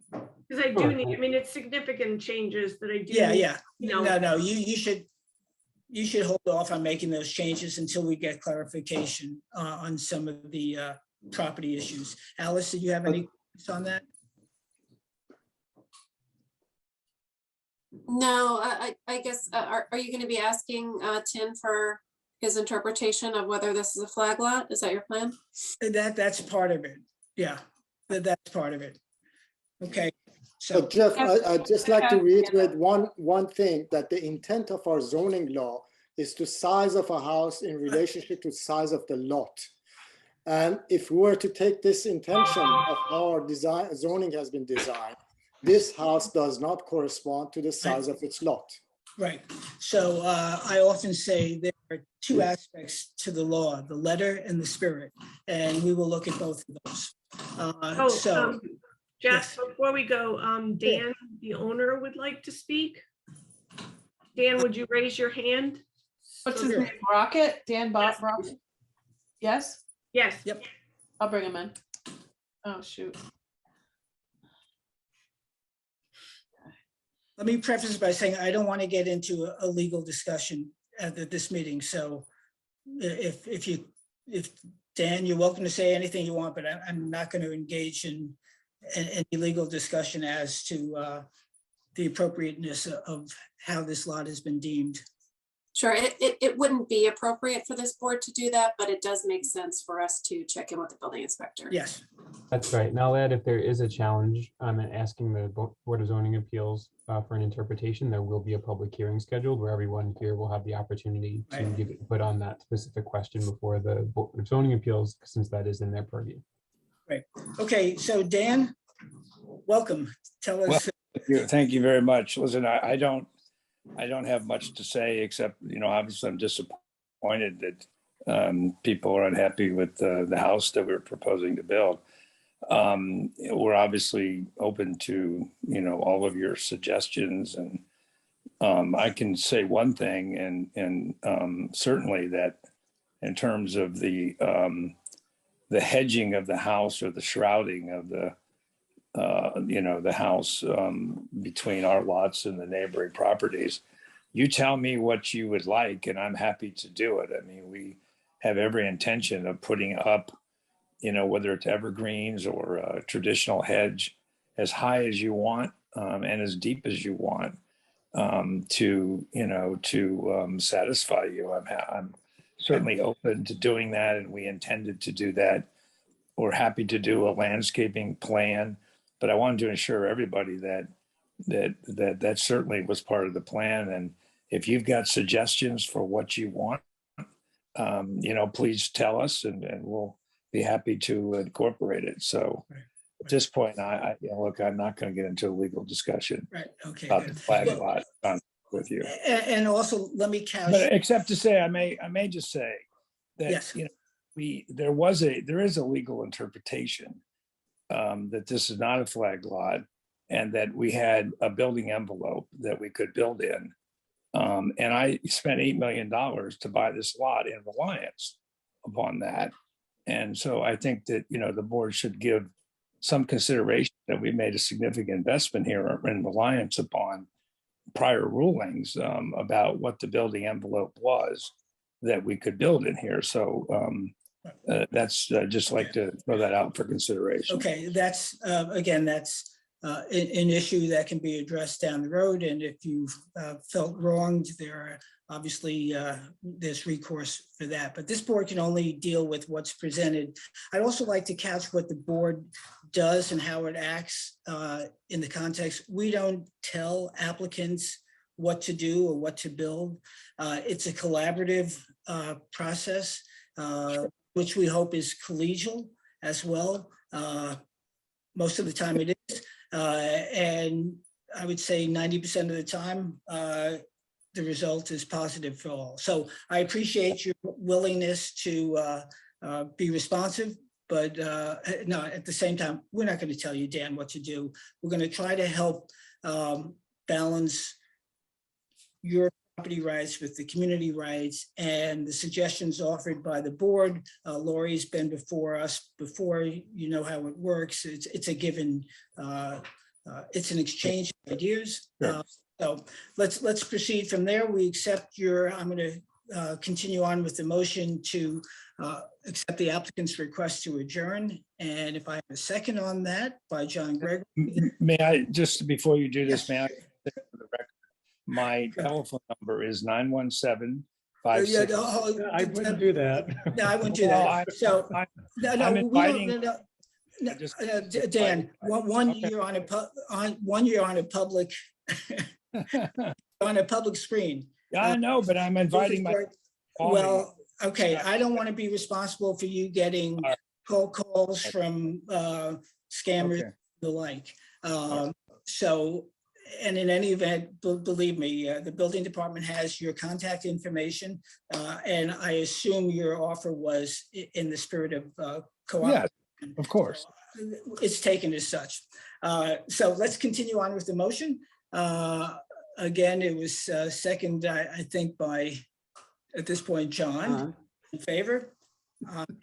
Okay, and we'll get back to you, Lori, and obviously Lori will be in touch with you, Dan. So, okay, thanks very much, folks. Thank you. I appreciate it.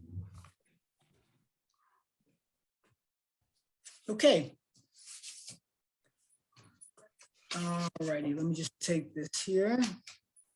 All righty.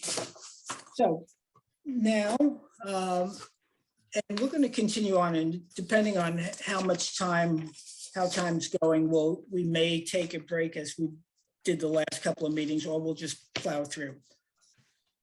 So we've got driveway gates within the historic district, DCK Wyndham LLC, 35 Herrick is the applicant here. I'm waiting for a hand. Would you please put your hand up if you're here for that matter? Nothing, Jeff. Okay. And this is the same contractor for Paul Fagan, 32 Main Street. So is that person here? I'm going to come back to it. And there's no hands up still. I'm waiting. Okay. So board members, am I correct? At the last meeting, these applicants were here and they presented a sort of angle cut louvered gate. Is that correct? Two previous. Yeah. Oh, two previous. They weren't here last. They weren't here last time. So we've got one illegal gate at 35 Herrick. I don't think 32 Main has been built yet. Council, what's your recommendation? We could either adjourn it one more time, but if they're non-responsive, then I would be inclined to strike them from the agenda and actually have them refile. I'm not or unless they stay adjourned, and I think. Well, in the past, we've required renoticing after 3 no-shows, so we should probably stick to that.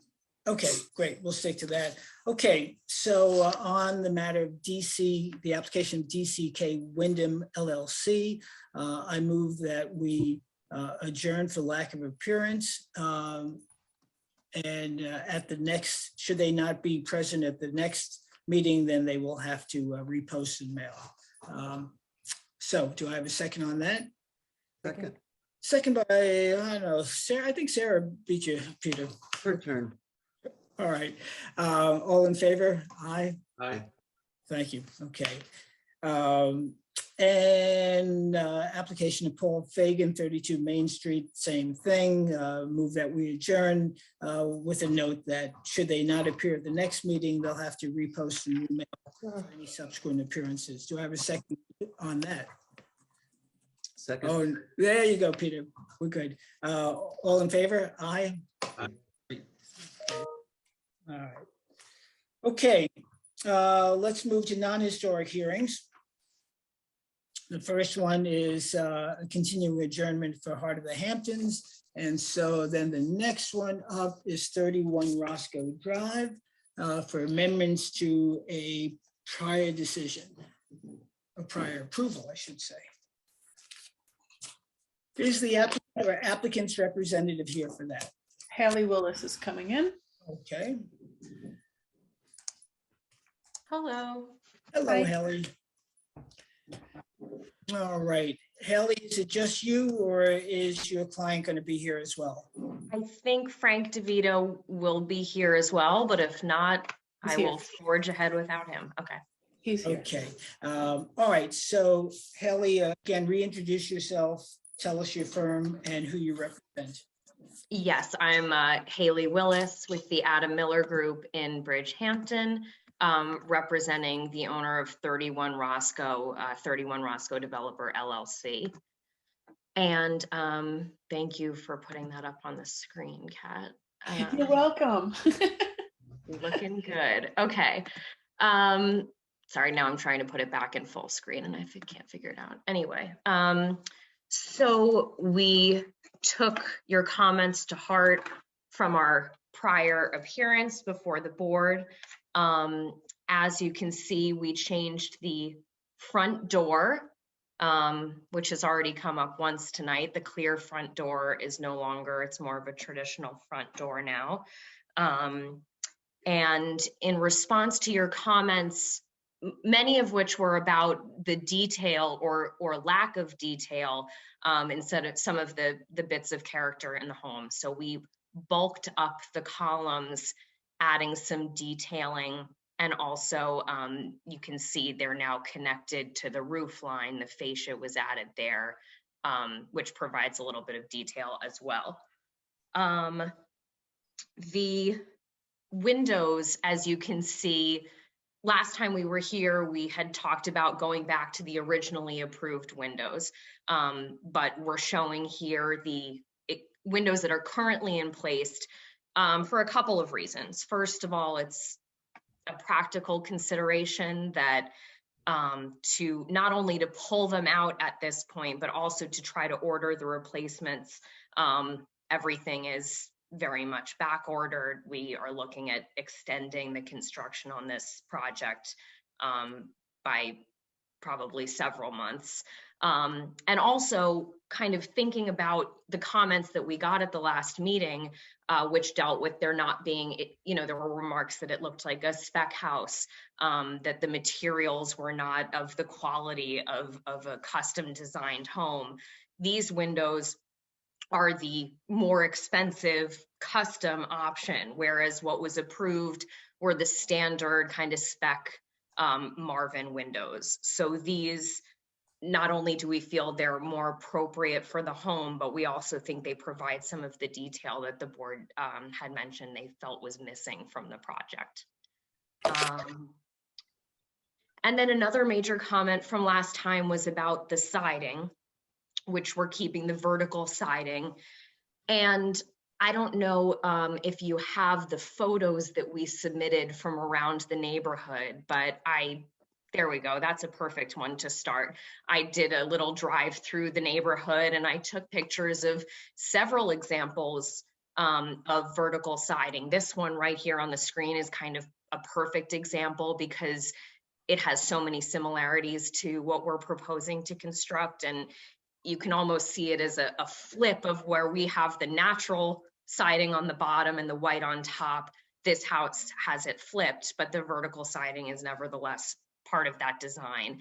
And then it's not just new construction in this neighborhood that has that vertical siding appearance. It shows up in some of the older, smaller homes that are still in that area. So it repeats as you go around the neighborhood. And this, I only went a couple blocks on either side of the house. And then it's helpful to see these pictures here that we have up. You cannot really see the vertical siding part of the facade at all. This is without the landscaping that'll be finally put in, and it's the middle of the winter, and you can't even see it currently. So that's a summary of the changes, but look forward to hearing your comments. Can I chime in or? Sure. Go ahead. So if we go back to the elevations, just wanted to point out because, Jeff, you did I streamlined it down to a spec house. We started out, these are Lincoln MTO windows. These are a big hybrid. MTO, if you don't know, is made to order. So it's made per job, So with that, it's the 2-inch sill. We used, it's a PVC wraparound. So the sill is the 2-inch thick historic PVC.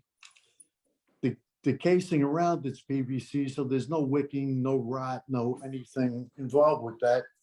These are very high-end windows. The fact that we had a 6/1 and this is a 9/1, this is 30% more SDLs. SDL is simulated divided light. So they charge per light. So 6 to 9 is a 30% increase, which on a window, it's, you know, a total of about 18% on top of this. Was that era in our benefit.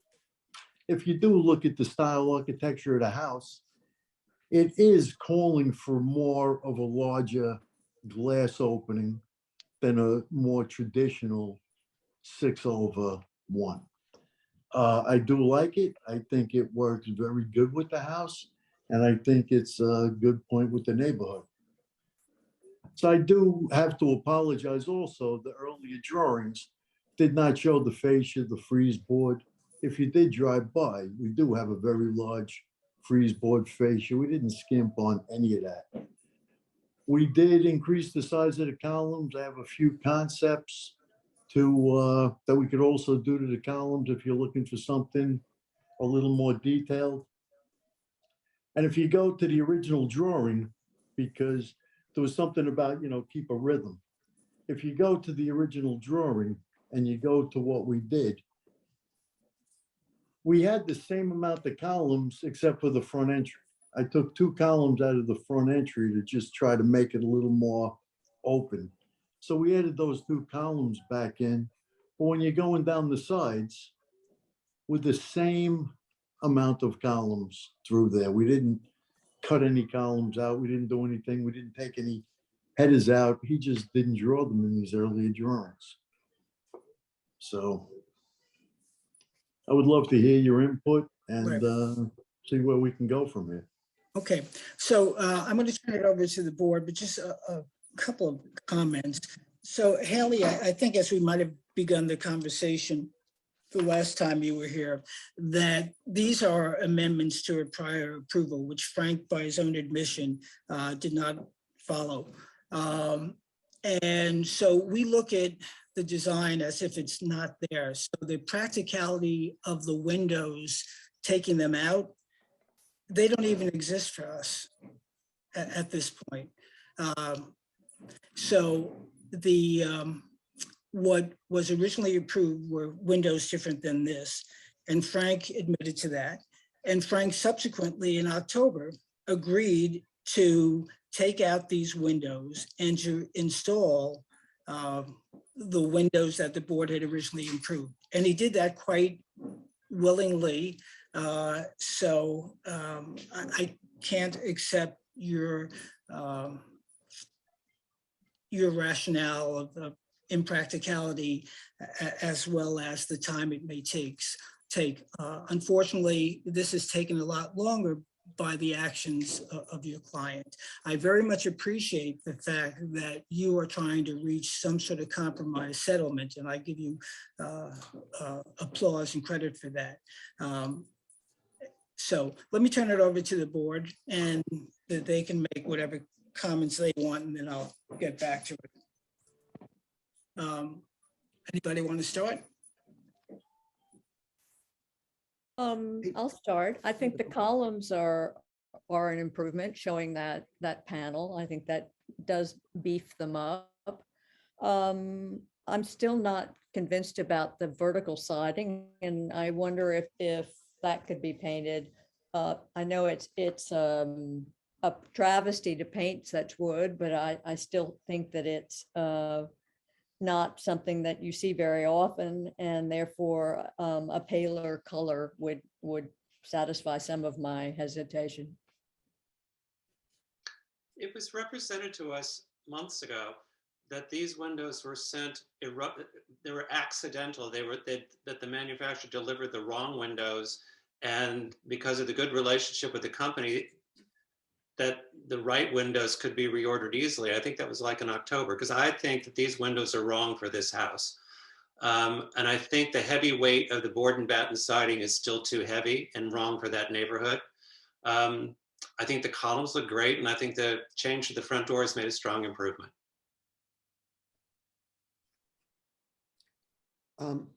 I think the columns look very good as well.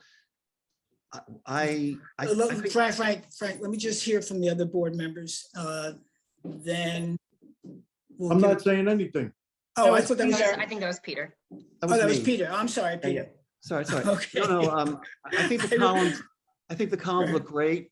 And I think you could solve the vertical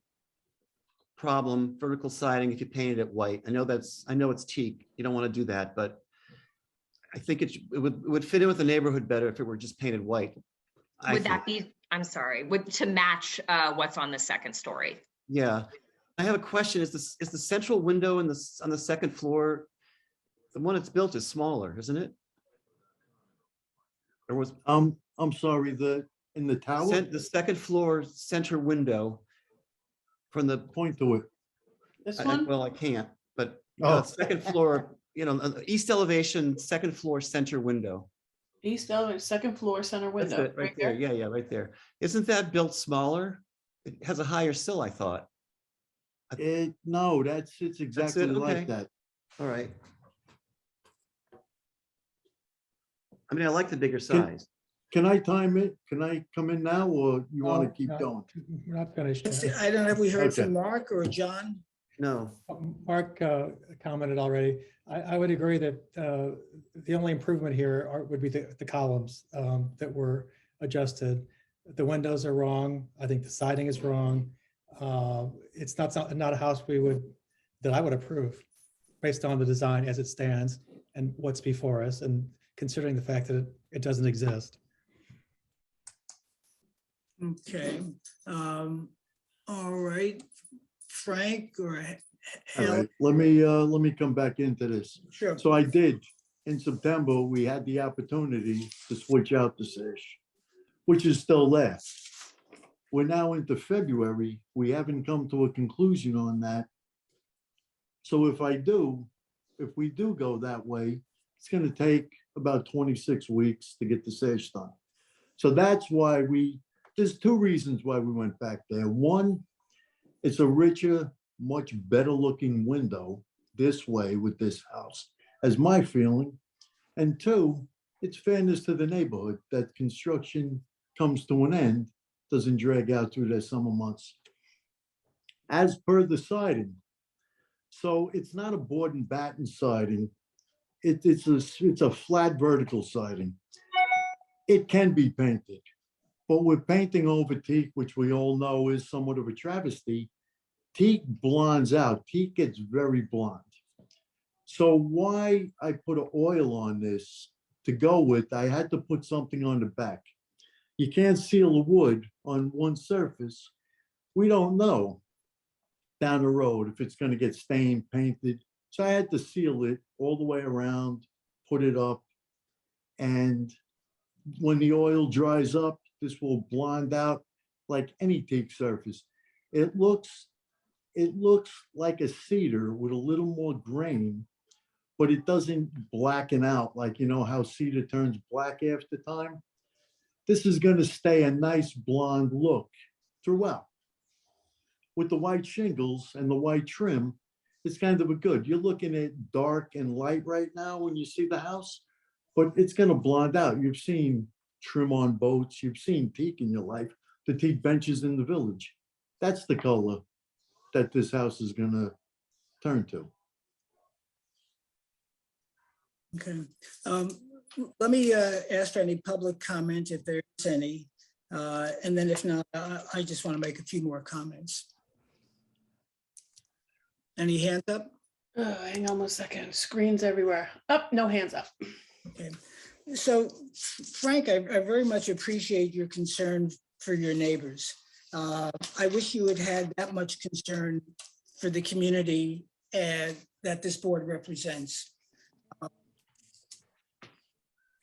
The fact this is a house that is very different than what was approved. And by your own admission, you took it upon yourself to make these changes. So the fact that the windows don't work is your doing. The fact that it's going to take 26 weeks to replace them is your doing. The fact that you put in dark teak was your doing. The fact that you now may have to paint it and it may seep through, that was your doing.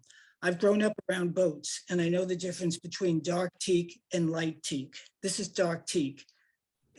You and I will be long in our graves before this is blonde. And so, you know, again, all of this, and again, I appreciate Haley, all that you're doing to try to compromise. But it is what it is, and you built it as what it was not to be. If some of the board members are willing to settle, if you will, for painting over the vertical dark teak, travesty or not, staining coming through or not, that's what you're gonna have to do. Alternatively, build the house that was approved. Take all the siding off. How about that? And put on the cedar siding that you were supposed to do. Find it for me, Jeff. I Where think, is it? please let me finish. So I think the board is being rather accommodating. I'm not exactly sure where we're going to end up because there are multiple things, and I guess we're looking at piecemealing it one by one. So I think unless council advises otherwise, we'll take them one by one. The changes that are being proposed, the windows, the doors, the columns, the vertical, and some may be approved, some may not. And so. So Jeff, can I explain a couple of things to you now? Or you still Frank, going on? I'll listen to your explanations, but if there repeats terms of practicality about problems that you created, okay, and now you tell me you're concerned about the neighbors?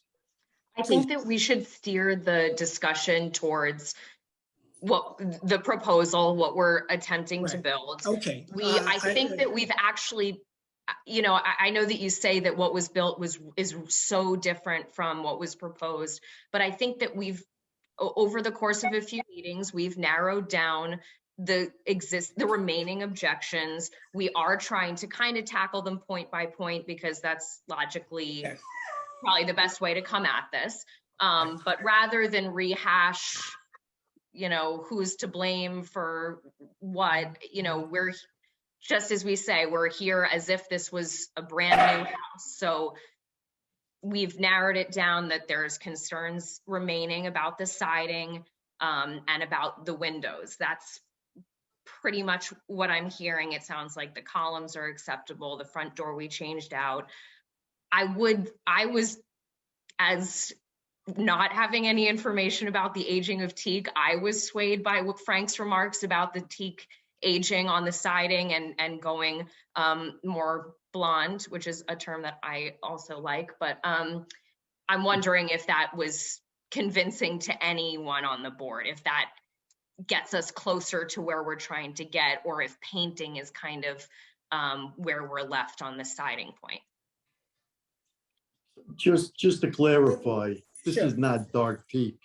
There is not a dark teak. Can we This stop is the debate Burmese on teak. what it is or what it It isn't? I all think we need to starts decide out what dark, it it is we're goes trying. light. Okay, all right. So we can argue about different views, but a picture is worth 1,000 words. Just know your material, Jeff. So you Okay, made a all right. comment that I used a dark teak when I used a Burmese teak.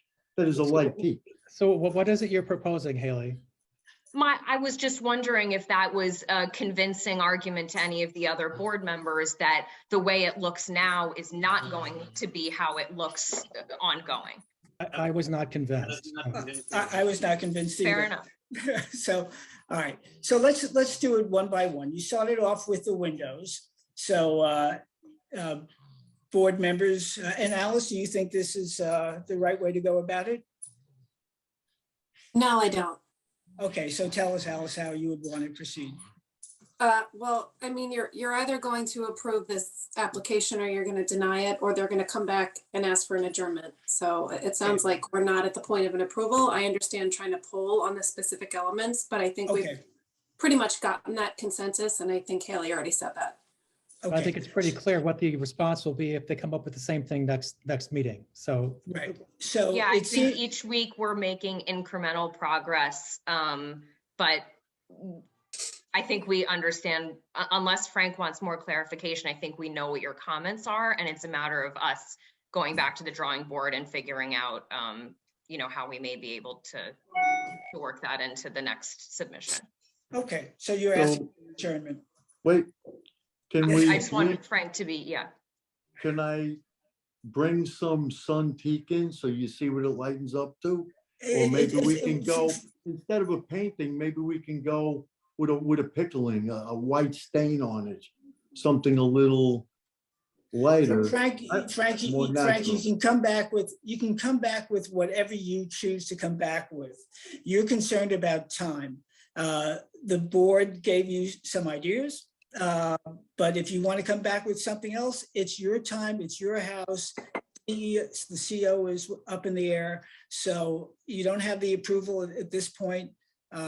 So you're welcome to come back with whatever you want. But I think you've heard from the board their suggestions. Well, I think the board does welcome the submission of materials and they can be helpful. Okay, thank you, Alice. So Yes, you're welcome to come back. Yes. About the materials, I would not be opposed to a whitewashed, you know, like a wash over the wood, you know, as a possibility. So maybe a sample of that as well. But you got to do something. I mean, I think painting it would be easiest, but you know, maybe there's something in between that we could look at and assess. Peter, I would actually like to go with more of a neutral color on the white shingle.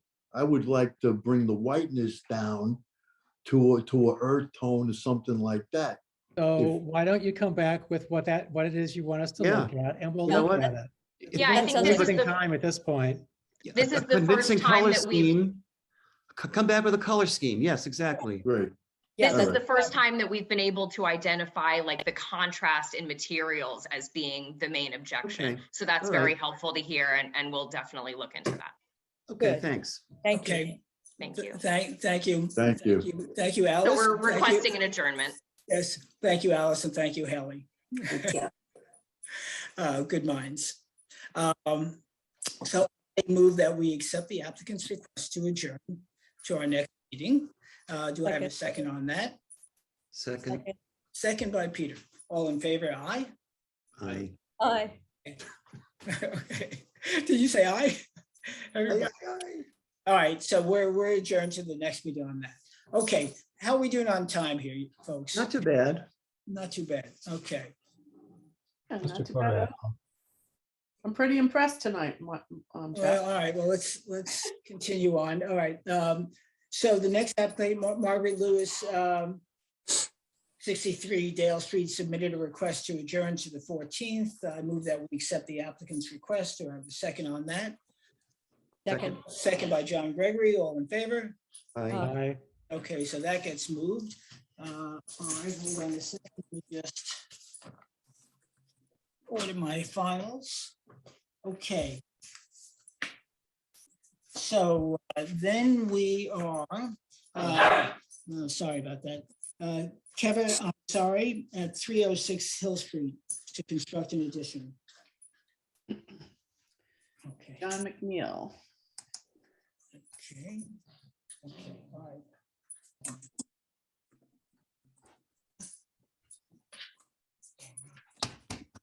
Hi, John, you're in? Yes, can you hear me? Yeah. All right. Gotcha. There we go. John, tell us who you are, your firm, and who you represent. Excuse me, I'm just gonna go out of it. My name is John McNeil. I'm the architect for Kiva Ansari project located at 306 Hill Street. All right. Okay, so John, why don't you take the board through the changes you made? So previously we had been proposing a second floor addition. My client would like to scale back to just an interior alteration with some facade alterations, mainly in materiality and replacement of some windows, mainly to accommodate egress codes.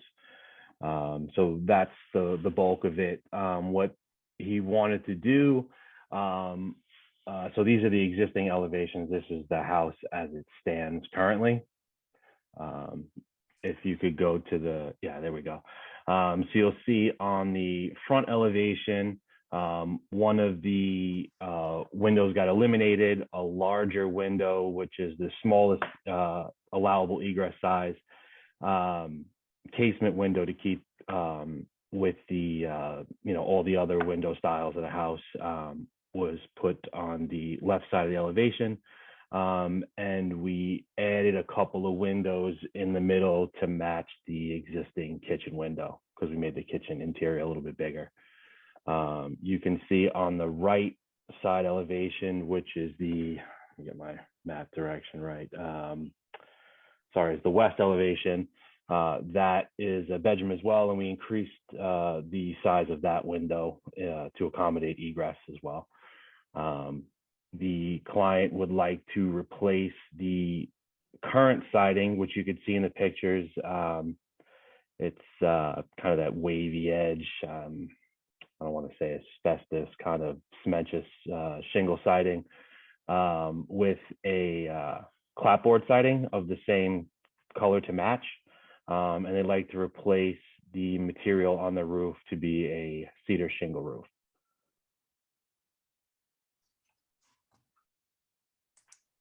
Okay. So basically the volume of the house hasn't changed. Just a couple nuances to the facade and some material changes. Okay, board members, your comments? Fine, nice improvements. I like the change in materials to the siding and the cedar roof. It looks like a nice little cottage. Thank you. Anybody else? Okay, any public comment? Hang on a second, Jeff. I gotta get back to you. No hands up. Okay, so it sounds like we're there. So Sarah's trying to talk. Sorry, Sarah. I just wanted to ask about the porthole. That is an existing window, so I kept it.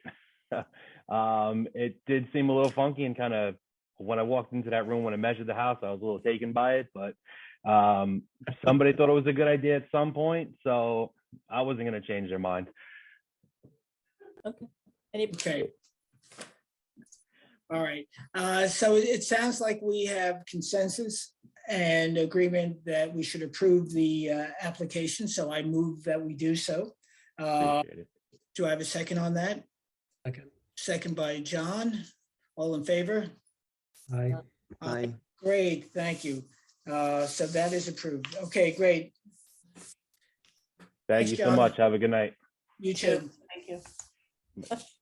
Okay, next application is SKV Wickapog Road LLC 508 Wickapog. And that would see you. Yes, it is.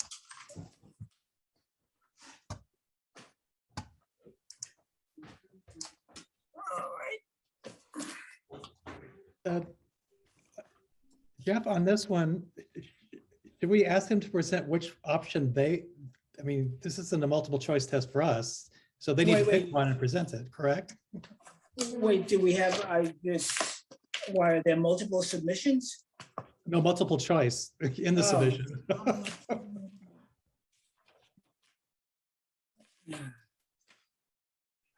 Good evening, board members. This is Yu Liu. I'm the architect for 508 Wickapog. First of all, I'd like to thank the board for all the comments and suggestions from the last night meeting. I watched the video several times and made sure I understand everything and did not miss anything.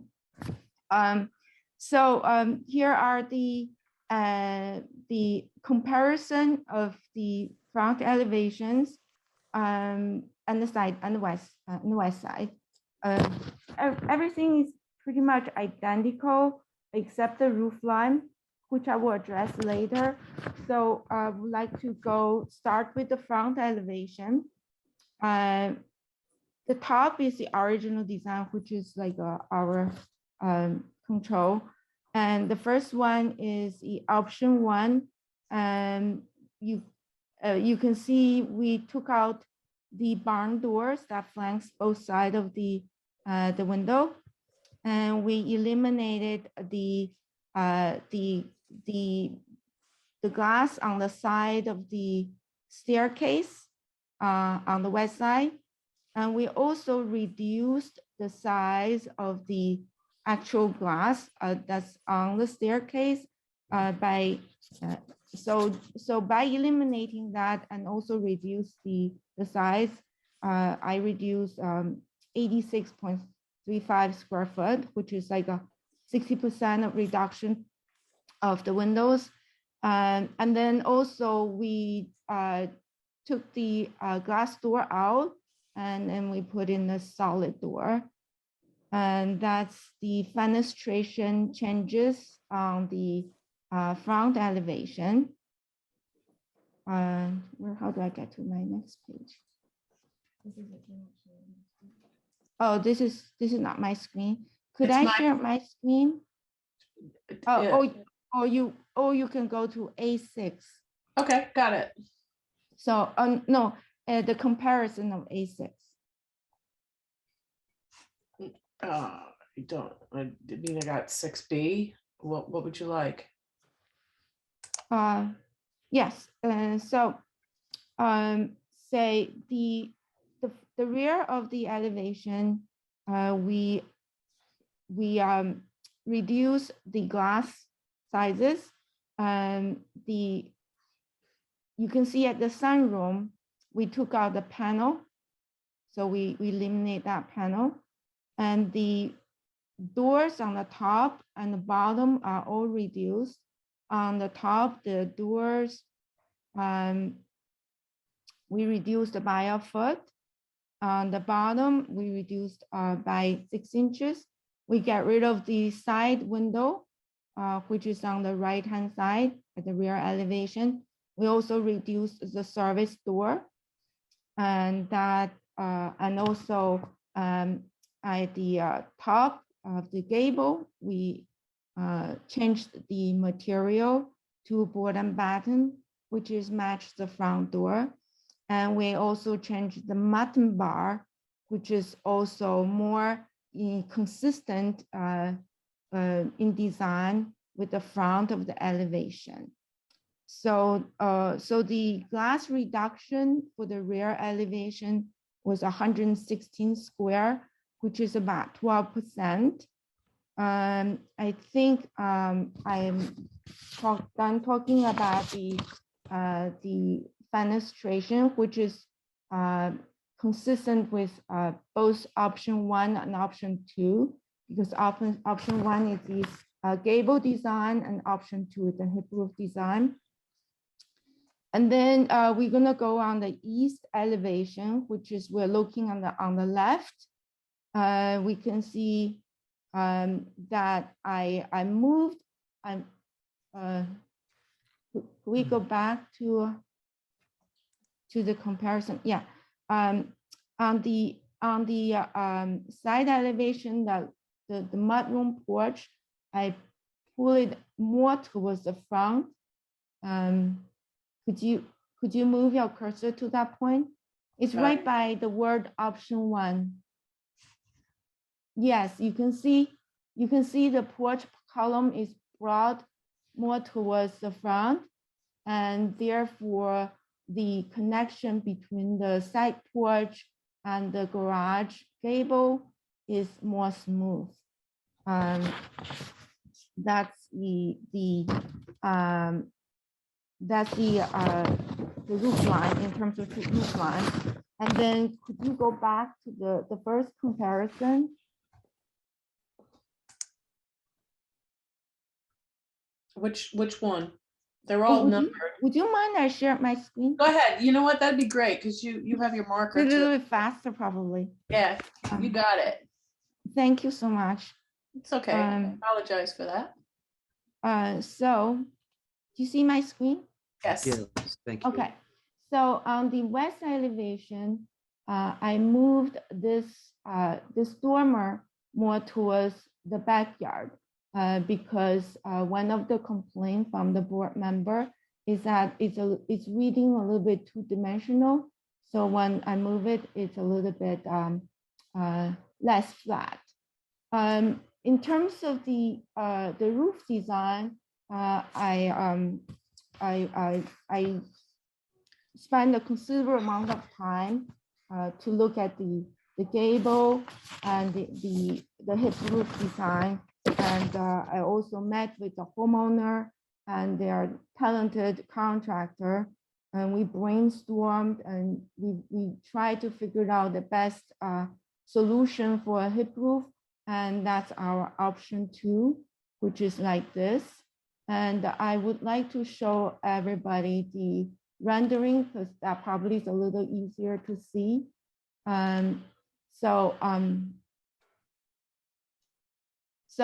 this is a gable design of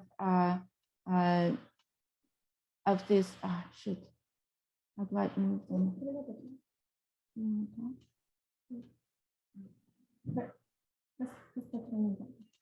Okay, so you can see this is the hip and the gable and hip from the left side view, and then this is the gable and the hip on the right side view, and also we have gable and the hip on the rear side view, which is only just a little bit changing the dormer here. And I would also like to show you, well, I guess, so what I'm trying to say is that the homeowner and me, we really like the original gable design. We felt the two design is kind of similar, and we know that when it comes to design, it is very subjective, and we would like to plead with the board to let us please keep the original gable design. And as I'm here, I would like to show our original front elevation. We actually take the change the color to more incoherent with the rest of the siding color, so it doesn't read as heavy. What else did I do? So that's the front elevation, and the rear. Here's one.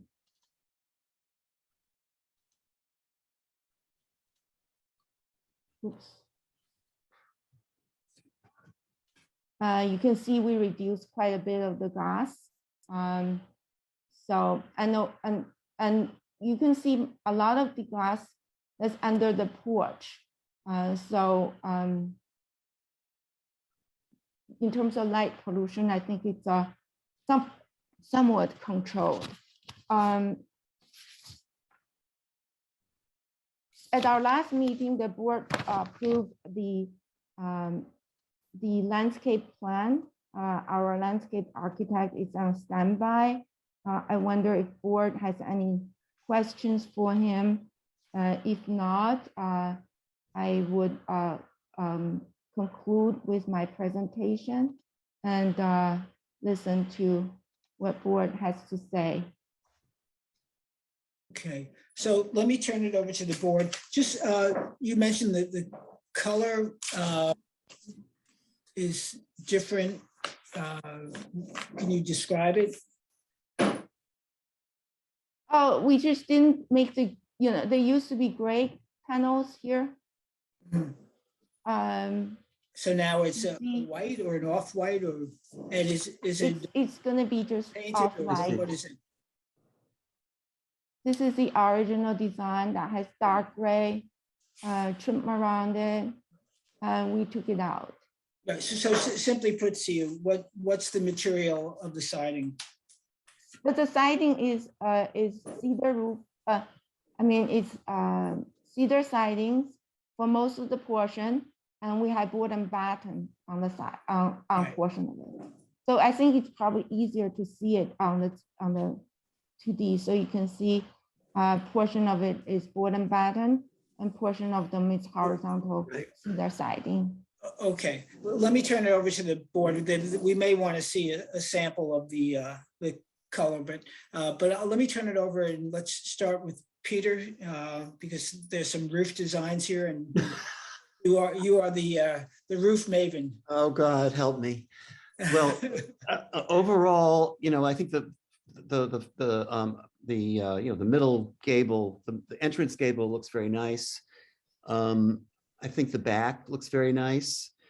I think the side elevations both need work. On the garage side, why do you need that gable for the garage? Why can't you just make a hip and join the hip that runs along the east side and join it with a hip joint to the shed roof that goes along the north side? Because it's still a very awkward transition between on the east elevation between the garage gable and the shed roof adjacent. And I think if you got rid of the gable, I know you'd have to move some walls a little, but I know it's doable. They're very close. The eave lines are very close, and I think you could adjust them. And oh, this is the best thing. Yes, marvelous. You can make it turn around for me. Yes. Thank you. Yeah, that gable. You see, you could just join those two roofs. They're so close. Honestly, Which there's roof? The roof along the north and the roof along the east. The lower roof along the north and the lower roof along the east. Just connect them with a hip and get rid of the gable. No garage gable, two slanting roofs at 9 degrees to each other that meet in a hip. Just like on the, look at the southeast corner. See the southeast corner? Southeast, other way. Yes, the southeast corner. Do that corner at the garage. Same thing, mirror it. I believe that will make it very cohesive. Okay. And I on the other side, I prefer, the hip, I prefer not the gable, frankly. But if we could go over there, you see, I find that notch you have in that west elevation is causing a lot of trouble. That the eave line, if we could go back towards the west again. This is very helpful, CU. I can't do this. I'm in awe.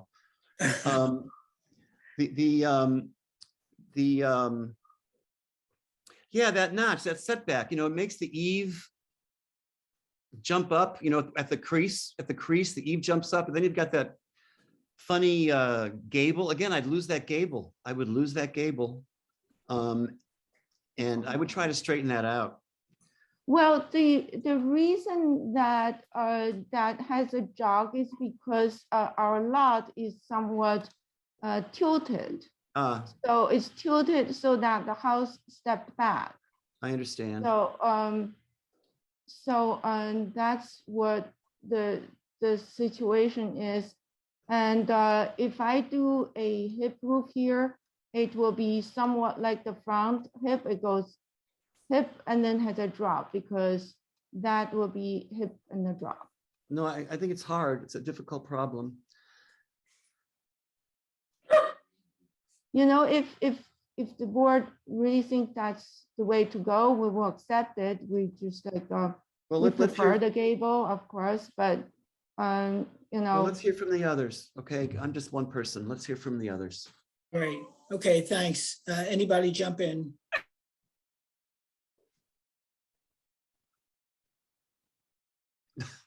I was going to ask, have we visited or have seen samples of the gunmetal gray windows? Whenever I see gunmetal gray, that has so many interpretations. Oh, I believe the last time I showed pictures to show to the board, I think it's the first meeting I showed the picture. Okay. But we're talking about a light colored, like gray, not like these are not black windows, correct? 28. No. Just put the back one.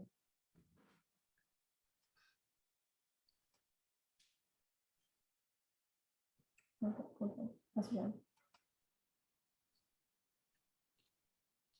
No, again. I saw the pictures. That aside, I think, this is light years, from where we started this project. So that's definitely a good thing. I found the picture. Sorry, it took me a little bit time. Oh, okay. All right. Yeah, you're right. That's gunmetal gray for this window. Okay, thank you. Thanks. Thank you.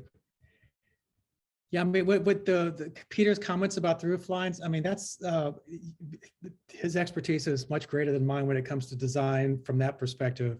But like I said, I think we've come a long way, and it's much better than it was. That wouldn't be a deal killer for me, but I think if Peter's making suggestions that are worth consideration, then I would take his comments to heart. Where's Mark? Yeah, I think you've. I'm actually in complete agreement with Peter on the change of the roof line over the garage. Yeah, I also agree that notch is worrisome. And I think the change of materials has helped your design a lot. And I think that you've been quite gracious in handling all of the suggestions. And I think you're there after the removal of the notch or the amelioration of the notch. You mean the west side, Sarah, or the east side? The west side. Yeah, I think that's still an issue, the west side notch, or the step back. Maybe you can, set one back a little bit and bring the other one forward. I don't know. That's the only side that's troubling me, the west side. So this is the only side that troubles you, okay? Mm-hmm. So I can make it a hip. The only thing is that when I do the hip, it will look somewhat like this. It's a hip with a drop. So Yeah, basically, I'm just getting rid of this, this peak. It will be just come across and connect. Yep, I think losing that little hiccup would be good. That might be better. You think that would be better? It would be better, yeah. Yeah, I think that gable is screwing things up, yes. Okay. All right. Okay. All right. It looks contrived. Yeah, Okay. I think that's the issue, that you have too many gables. If you got rid of the gable over the garage and that gable, I think you're there. Yeah, Okay. it's just because I have to step back and then. I understand. I get it. I think if you just, yep, I get it. I think, listen, you're really a joy to work with, CU, I have to say. That's good. Thank you so much. All right. Adjourn. So, yeah, any public comment? Oh, boy. No hands are up. Okay, I great. May I just make one comment? I also think that the amount of swoopy vehicular access is a little bit of overkill, but that's just me. Oh, you mean the driveway? Yeah, it's awfully big. I don't know if it bothers anybody else, but this is farmland. I think with the landscaping in place, it kind of mitigates that, but I see what you're saying. It's probably just because of the 3D, it doesn't have all the trees on it. If I have all the trees on it, probably it's fine. Let me see if I can turn this back on. Is it number 1, right? It's really slow. Okay. So could we just so if you have all the trees and stuff, it probably won't look sorry, it takes time to generate these 3D drawings. Right. That's all right. It's the sort of parking pad that is almost 3/4 of the size of the house that I think bothers me. The front court. should we talk to the landscape architect about this? Because I didn't do the driveway design and stuff. Maybe it doesn't bother anybody else. I think it looks more stark from this drawing than it does in real life. Okay, okay. Okay, so could we go back and talk about this roof one more time to clarify what the board wants me to do? So basically, we want to square this hip off. Square this off with the hip. Again, this will be a straight line and down. So it's not like a hip like this. It will be like a half kind of thing. A hip, well, you can go hip and then drop, something like that. All And right, well, then you'll see how that works.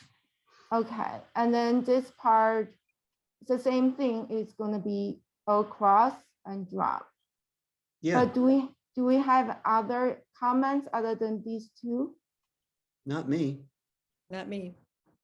No, not for me either. So, you've come a long way, as everybody has said. So, and you've got some good advice. So let's adjourn to our next meeting. And if you're in agreement with that, then I'll make that motion. Okay? Chair, can I point out one thing? Yes. So not to complicate things, but I just wanted to point out if the side yard setback on that side is causing an issue because of that jog, I believe you do have room on the other side yard setback if you needed to shift the footprint. I just wanted to point that out. Well, you'll take a look at the zoning setbacks and see what works.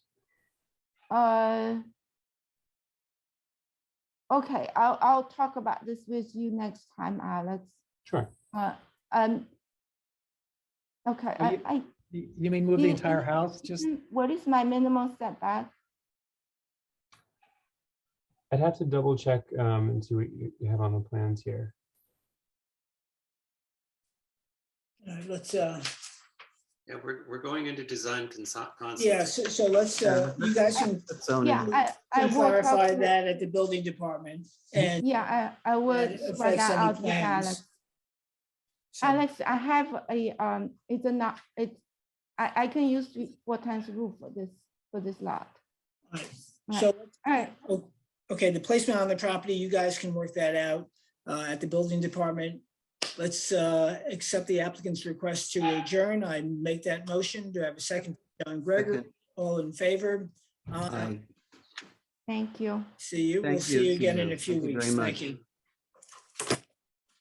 Oh, where'd my pen go? Okay, folks, I just want to check in with you. Are we good to continue or did you want to take a break? We don't. Okay, we'll continue then. Yeah, only a few more left. Okay, well, 7 to be exact. Nicole Gallagher, 145 Wickapog.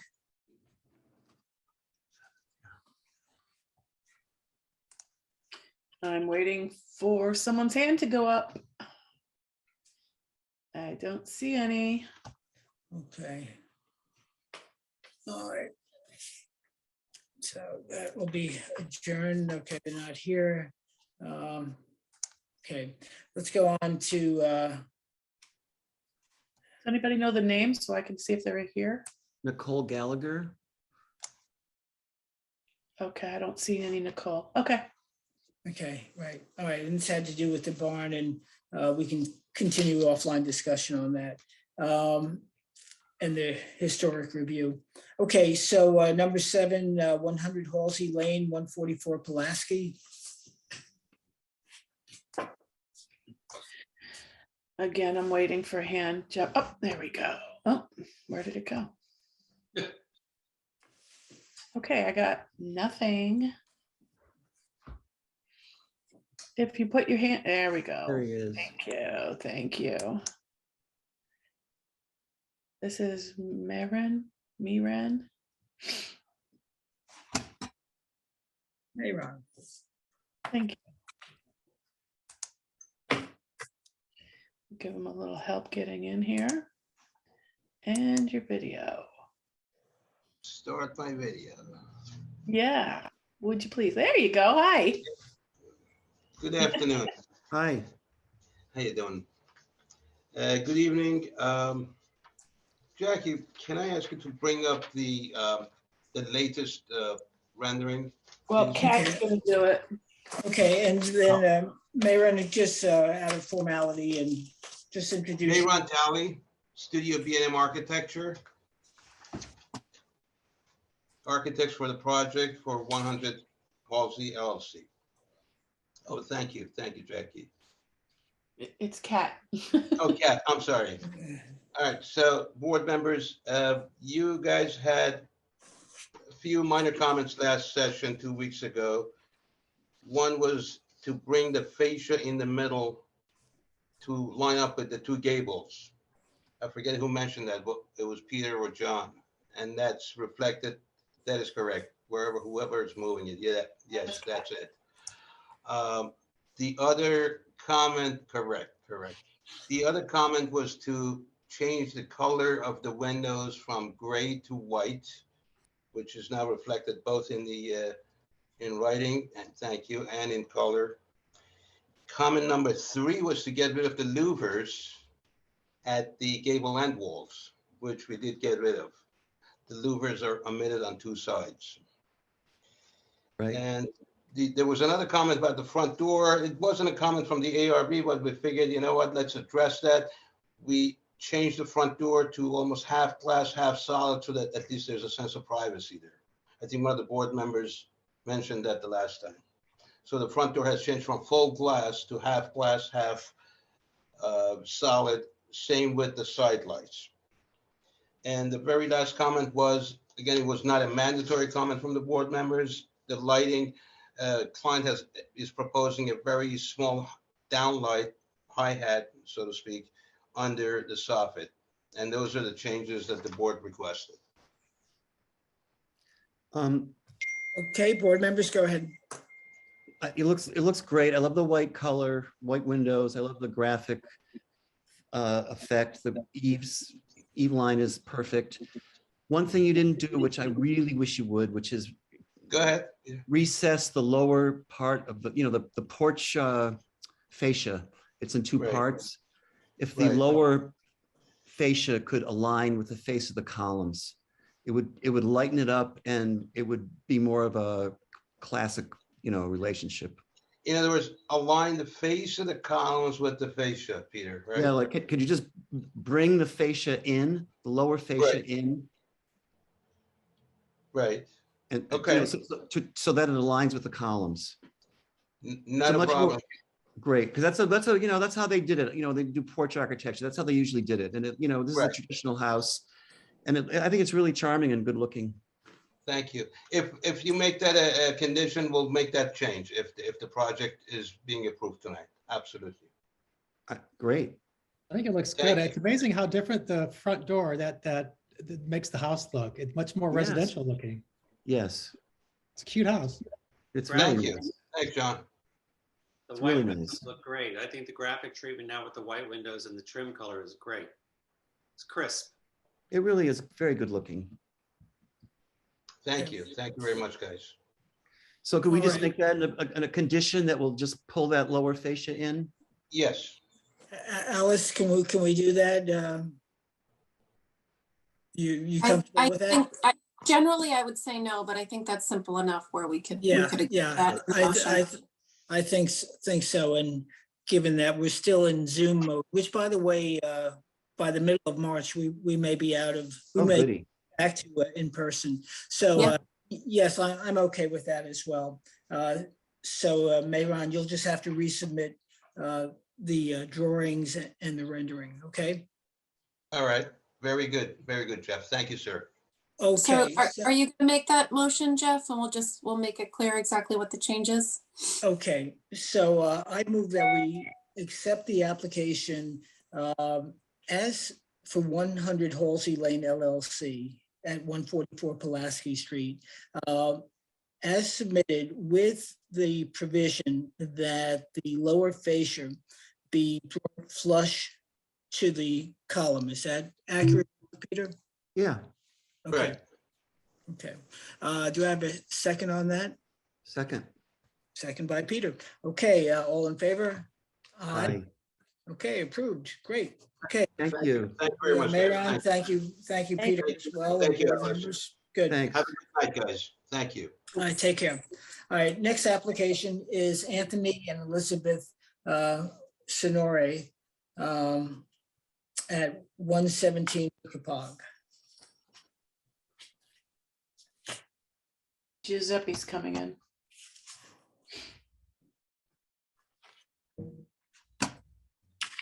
So Jeff, this is a new application. We've Oh, received- thank you. You know, as I was reading it, I said, I'm going to ask Alice, and then I forgot. Okay, thank you.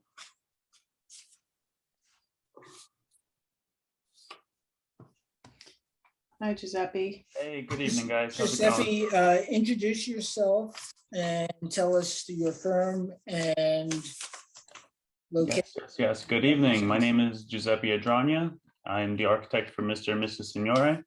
My company is Adragna Designs LLC, and we are proposing to build a new house on a vacant lot at 117 Wickapog Road. The proposed house is 3,098 square feet plus a 762 square foot attached garage and a 57 square foot bath near the pool. We have 3 bedrooms on the second floor with the master suite and living spaces on the first floor. So we're proposing to build a house with white cedar shingles, white brick chimneys, and an aged cedar roof. We will enter the driveway at the eastern side of the property. Good and we'll be- pictures? I'm working on the pictures. There's Oh, I'm sorry, so Ken. many. Share a screen. It's I have okay. everything pretty prepared. There was so Well, many. yeah, if Giuseppe, if you want to take us through the, okay, it doesn't matter. Yeah. I think this is what you need right here. Yes, thank you. You're welcome. Took me a minute. There's a lot of pictures. I know. Yeah, I have some colored 3-dimensional things, like the site plan and the elevations, I think are pretty much going to tell our story. So, Did you want to share your screen, Giuseppe? yeah, I could share my screen. All right, why don't you just do that and then you can get through it faster. Yeah, share screen. Okay. Okay, and share. All right, does everyone see the screen over here? Yes, thank you. All right, so just to go back with the material, the house will be made of white cedar shingles. We're gonna have white brick chimneys, which are mostly toward the rear of the house. And the roof will be a cedar, it will be a synthetic cedar that's aged in color. And let's see. We're gonna enter the property at the western side, and you'll be greeted by the front porch that wraps around the circular double height entry parlor, which if we go back, this is a head-on, it enters at an angle, but this is the head-on view of the circular entry parlor. And the other street-facing element of our design is the garage feature, and it's a gambrel style. While the garage shape faces the street, the garage doors will be less visible on the side yard. So let me show you my 3Ds. My first sheet of 3Ds kind of shows how we approach the house from the road. As we're approaching, traveling eastward, you know, there's already a line of hedges from the neighbors on either side, and we will continue that tradition. So it kind of fits in with the neighboring lots. This is the neighbor to the left with their hedges. This is the neighbor to the right with their hedges, both white cedar style houses. And we are a vacant lot. And across the street is the Old Town subdivision. So even on Wickapog Road, it's a nice greenery on the opposite side of the street. So here we have the views. This is the opening for the driveway. You see the gambrel style roof. You see the wraparound porch with the circular element at the entry. And this is just a sheet of alternate views throughout the property. Yep, our design, we're not seeking any zoning variances, and we're pretty much looking to move forward building this house on this lot. That's it for my presentation. I'm here to answer any questions. Okay. If there are any. All right, board members? Any I raise think your hand. too Sarah, much, go ahead. too much is going on. And I think that in particular, I'm not sure which elevation it is, where you have that arcuated opening with the 4 windows stacked, and then the back of the house, that one. this over here. Yeah, I think that that's particularly awkward. And I think that the idea of your circular tower, I think that this is probably an inappropriate design for farmland, and that the window to wall ratio is skewed above all in the area that you just showed. And I also question the use of white brick chimneys. Okay, so the window to wall area, you're referring to this front portion? The rear in particular, but also this squat turrel. I was going to refer to it as something else, but I'm not going to. Is not really found above all on Wickapock in farmland. Mm-hmm. All right, so the first one I'd like to, I guess, address is the rear elevation, the backyard does appear, I guess, this 3-story element, I think you're saying is out of touch maybe with farmland. So and above all the amount of glass. Okay, I mean, this is a double-height space. I'll tell you what, let's go, Giuseppe. I think it'll be helpful if we go through all the board members, and this way you can respond collectively. You got it. John, go ahead. Well, I agree with Sarah regarding that window, the back of the house. It looks much too big. It reminds me of the airline, the terminal in St. Louis, the airport terminal. Anyway, it just seems too big and overwhelming. And I also worry about light pollution as well. I think it's, both houses on either side are much more traditional in style. And this house just doesn't seem to fit in the same way. And the transom windows, the double height of that entry and the transom windows with the glass surrounding it just seem a bit overwhelming, and the house is kept a bit lopsided because of it. And I just don't like the side entry. I don't like the entry at an angle into the house. It just doesn't look like a traditional village house. I mean, it's interesting, some of the design elements you've brought into it, but I just don't think it's fitting based on what we see typically in the village. Mm-hmm. All right, thank you. Mark? I agree with most of the comments. Oddly, I think it's the east elevation what has the east elevation is almost, is that the east there? There it is. That's the one elevation that's under fenestrated. Because I feel like there's so much going on there's too much going on in the other part of the house and not enough going on this side of the house. It just seems out of balance as I go around the house. And I think there's just too many choices by the front door and the turret and the pediment, and it's too much. Right. Okay, Peter? I agree completely. It's just way, way, way too much. I mean, Wickapock, I mean, we're trying to like keep the simple farmhouse form, and this is anything but, with that turret and the gambrel and all the little eaves and fillets and flourishes and bracketry. It's a disaster. Okay. So there's one other thing, that the placement of the garage almost forces the addition of so much more pavement than would otherwise be necessary. That's true. Mm-hmm. Yeah.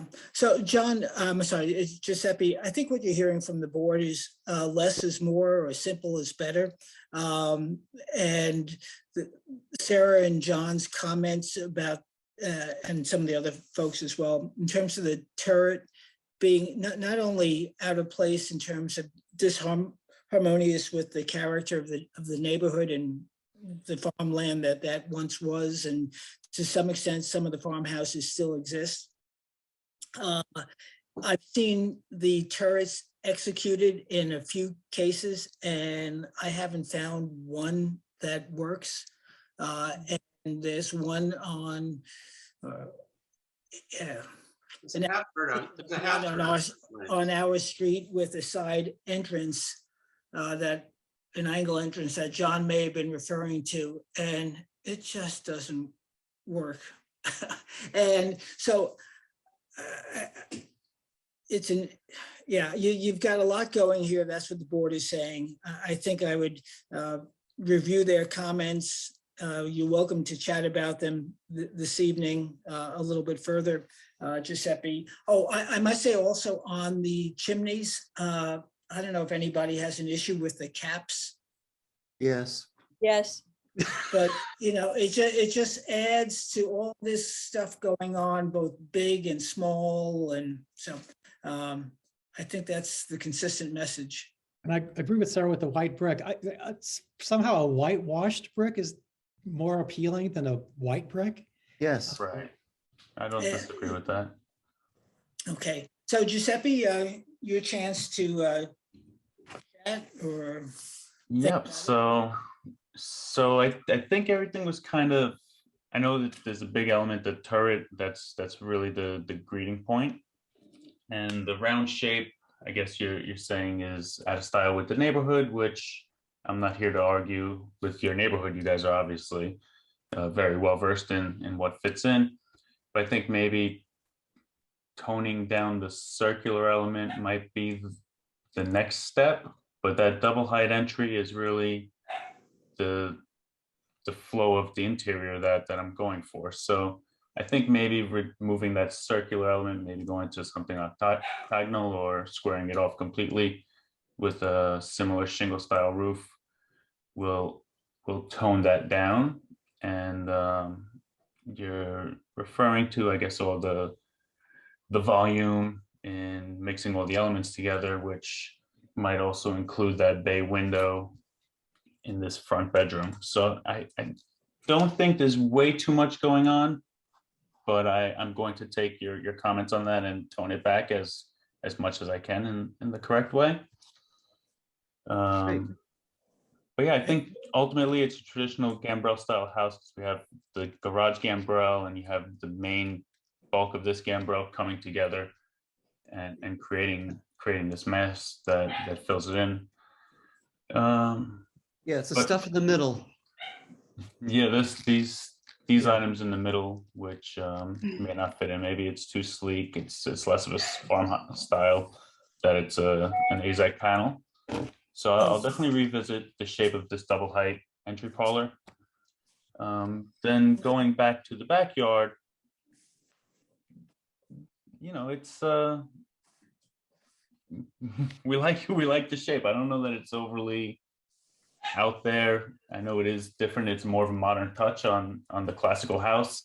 That's their rear yard. It's a little more private from the street and the neighborhood, and they like to get all that light in for entertaining and such. I think you've got too many styles going on here. Too many styles. That you're right. That arch is sort of a postmodern trope, and then you stuck it onto a more traditional gabled thing. But then it's not just a gable; it's a gambrel with turrets. You gotta cut out your motifs. Too many motifs. All right. I think those are good comments. Any public comment? Yeah, there's a hand up. I'll bring him in. Okay. Oh, one question. You mentioned synthetic cedar shingling. Yeah. I'm not familiar with that. Maybe my board members are. Yeah, we've been through. I know we've gone with cedar shingled roof, but I've never heard of Gang had done synthetic cedar shingle. Yeah. So I do have some material back here. We did reach out to a few manufacturers. The first concern was the homeowners don't like the way things weather and change and at different rates and different exposures to sunlight. How that's the beauty of it. Yeah, I understand that is the beauty, but it was. So is that wood? Just let me ask real quickly: is that wood or plastic? This is it's a composite material, so it's in the plastic. Composite of petrol or wood? It's in a plastic family. All right, it's just Nick's, yeah. Okay. I don't want to speak for the other board members, but if you want to proceed it, if you want a cedar roof, make it a cedar roof. All right. The second concern with the cedar roof was, I'm not sure about other people in the village, but then ultimately we're going to have to add solar panels to the rear of this house just to comply with the latest energy codes. And you better show them. Yeah, I've been I don't have the exact number yet because that will be Well, determined when we do the energy you better calculation. show them to us. Yeah, But- so on the next design, Giuseppe, include those, please. Okay, so yeah, so we'll reach out to energy. Everything that consultants. you're going to build has to be on there. Okay. Yep, I've already reviewed spots towards the rear of the house that will be less visible to the neighborhood, but I will present those the next time around. Thank Okay, you. great. Thank you. And there was somebody from the public? Yes, hand raised. So tell us who you are and where you live. Okay, I'm Karen Williams, and I live at 127 Wickapog, directly next door to the Okay. east of this property. Can you hear me? Yeah, oh yeah, just fine, Karen. Okay. So my concern is that the gentleman said that they are conforming to the code. Is that correct? Because it appears to me that the pergola in the fireplace is too close to my property. No, that's conforming to the code that requires a 10-foot setback, and we are exceeding that 10-foot setback. Is that true? Because I thought it was 15-foot setback from the sidelines. I could be So, wrong. We should have our conversations with the board, not between the public and the applicant. Oh, Okay, so these are my concerns. My concerns are to make sure that they do in fact conform both with the height of the roof line, because we did have an issue with 145 Wickapog where they tried to build it just 2 houses down from me, higher than, and it affects the sunlight that we have. It's a relatively small lot. The second question I would have, because I've been listening all night and I found this very informative, by the way, really quite interesting, is the size of the house in proportion in relationship to the size of the property. What is the need to make the house larger than the property size requires you build it? On the floor plan that I'm looking at, the garage seems extremely large and it's just kind of an empty space. So my question would be, what is that space? And why does this house need to be larger than the property size requires for us to meet the R80 zoning? That would be one of my questions. The other one, as I mentioned, is that it does conform. I agree with the members. I'm not quite sure the style of the house. I think Wickapog is one of the prettiest streets in the village, and it is really the classic farmhouse look is preserved on that street more than any other street. I believe the house I owned was, and someone on the board can correct me, originally a part of the Lily White estate. So it's all these beautiful white farmhouses. I'm not so sure that this actually fits in. I look forward to having neighbors. I welcome you, and I'm not objecting as long as you conform, go by the rules, and make it a farmhouse look so that when you drive down this beautiful street, it maintains the original character of the village. And again, I'd like to know why the house needs to be larger than what the property size allows. Okay, well, with Alex on here, he can review the file at the building department. We assume when projects come to us, Karen, that they do meet the code, but we can double check on that as well. I have sat down with the building inspector, TN, Okay. and we did go over the zoning. Right, but I wasn't again, trying to fabricate No, anything when I said we no. do conform to zoning. we understand, but we'll double check that as well. But scale and mass do have a role, and so we'll consider that. And perhaps when Giuseppe comes back with a new design, the mass of the house will appear to be less so. The design will be more consistent, and presumably and hopefully it'll be more in keeping with the neighborhood. So if there are no further comments from either the public or the board, then I'm going to accept the applicant's request to adjourn. No hands up. Okay, so I move that we adjourn to our next meeting. Do I have a second on that? Thank you for your time. Thank you. And thanks for, we love people participating. Okay, so I think that was the second by John Gregory again. All in favor? Aye. Aye. So we're adjourned to our next meeting. And Giuseppe, since you're new to the process, any changes should be in by noon, the Thursday before the meeting. Our next meeting is on the 14th. So I guess that would be sometime around the, 9th or something like that. Thursday. So the next meeting's on the 14th. So Thursday before the meeting is the 10th. 10th, before okay. noon. So 3:10. Okay. before noon. 9 days before. No, 9 days before. That's what. So the next meeting's on the 14th. In 2 No, weeks. it's no, we can have it 14. the Thursday before the meeting.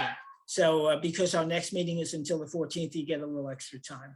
All right. So The 10th. we could agree it's on the 10th. 10th. Okay. Yep. Thank you. At noon. Okay, great. Yeah. Thanks, Giuseppe. All right, guys. Thank you for your time. I hope the You rest of the night too. moves smoothly. Okay. You.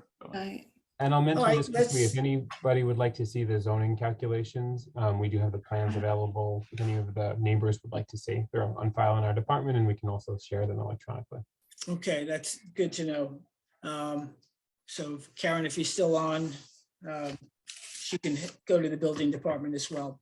All right, next application of Sirota at 124 Burnett Street. We have affidavits and they're in order.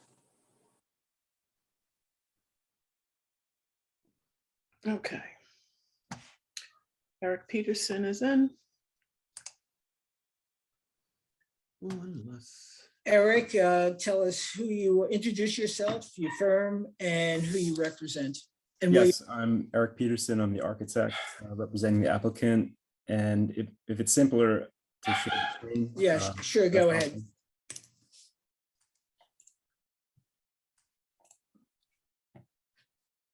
awesome. Oh, that's nice. Well, I want one. Yeah. Yeah, a bit of a car enthusiast. So I just wanted to begin first with the prior ZBA, before the ZBA granted a non-conforming variance relief to the front entry in 2003. So this was before the variance was granted. And then this is the house today, currently. What we're looking to do with the proposed alterations is to really just the exterior front entrance. We're looking to convert a portion of this. It's currently it's a 2-story element to a balcony, an 80 square foot balcony in the front. And then in the rear of the house, we are looking to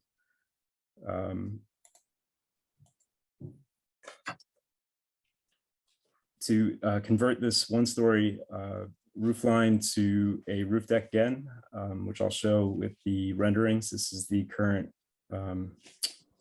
looking east, northeast view from the backyard. And the existing ridge height and roof pitches are to remain. The existing footprint, we're looking to add, obviously, it's a deeper basement with egress wells and a stairway.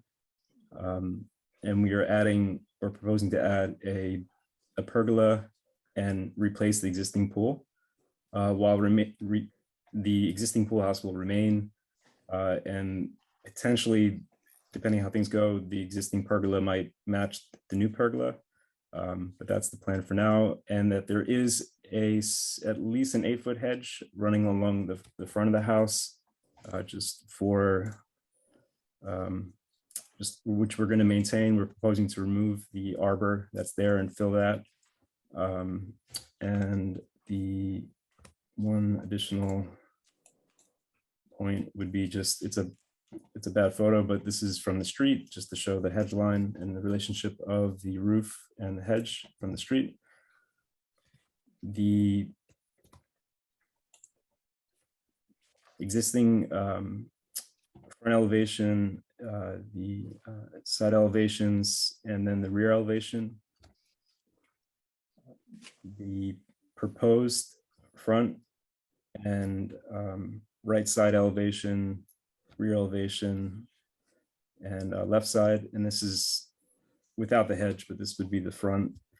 What we're proposing, which is basically just lopping off the existing two-story portion that was granted back in 2003 to kind of create more of a converted porch feel and to just change the way that you entered the house.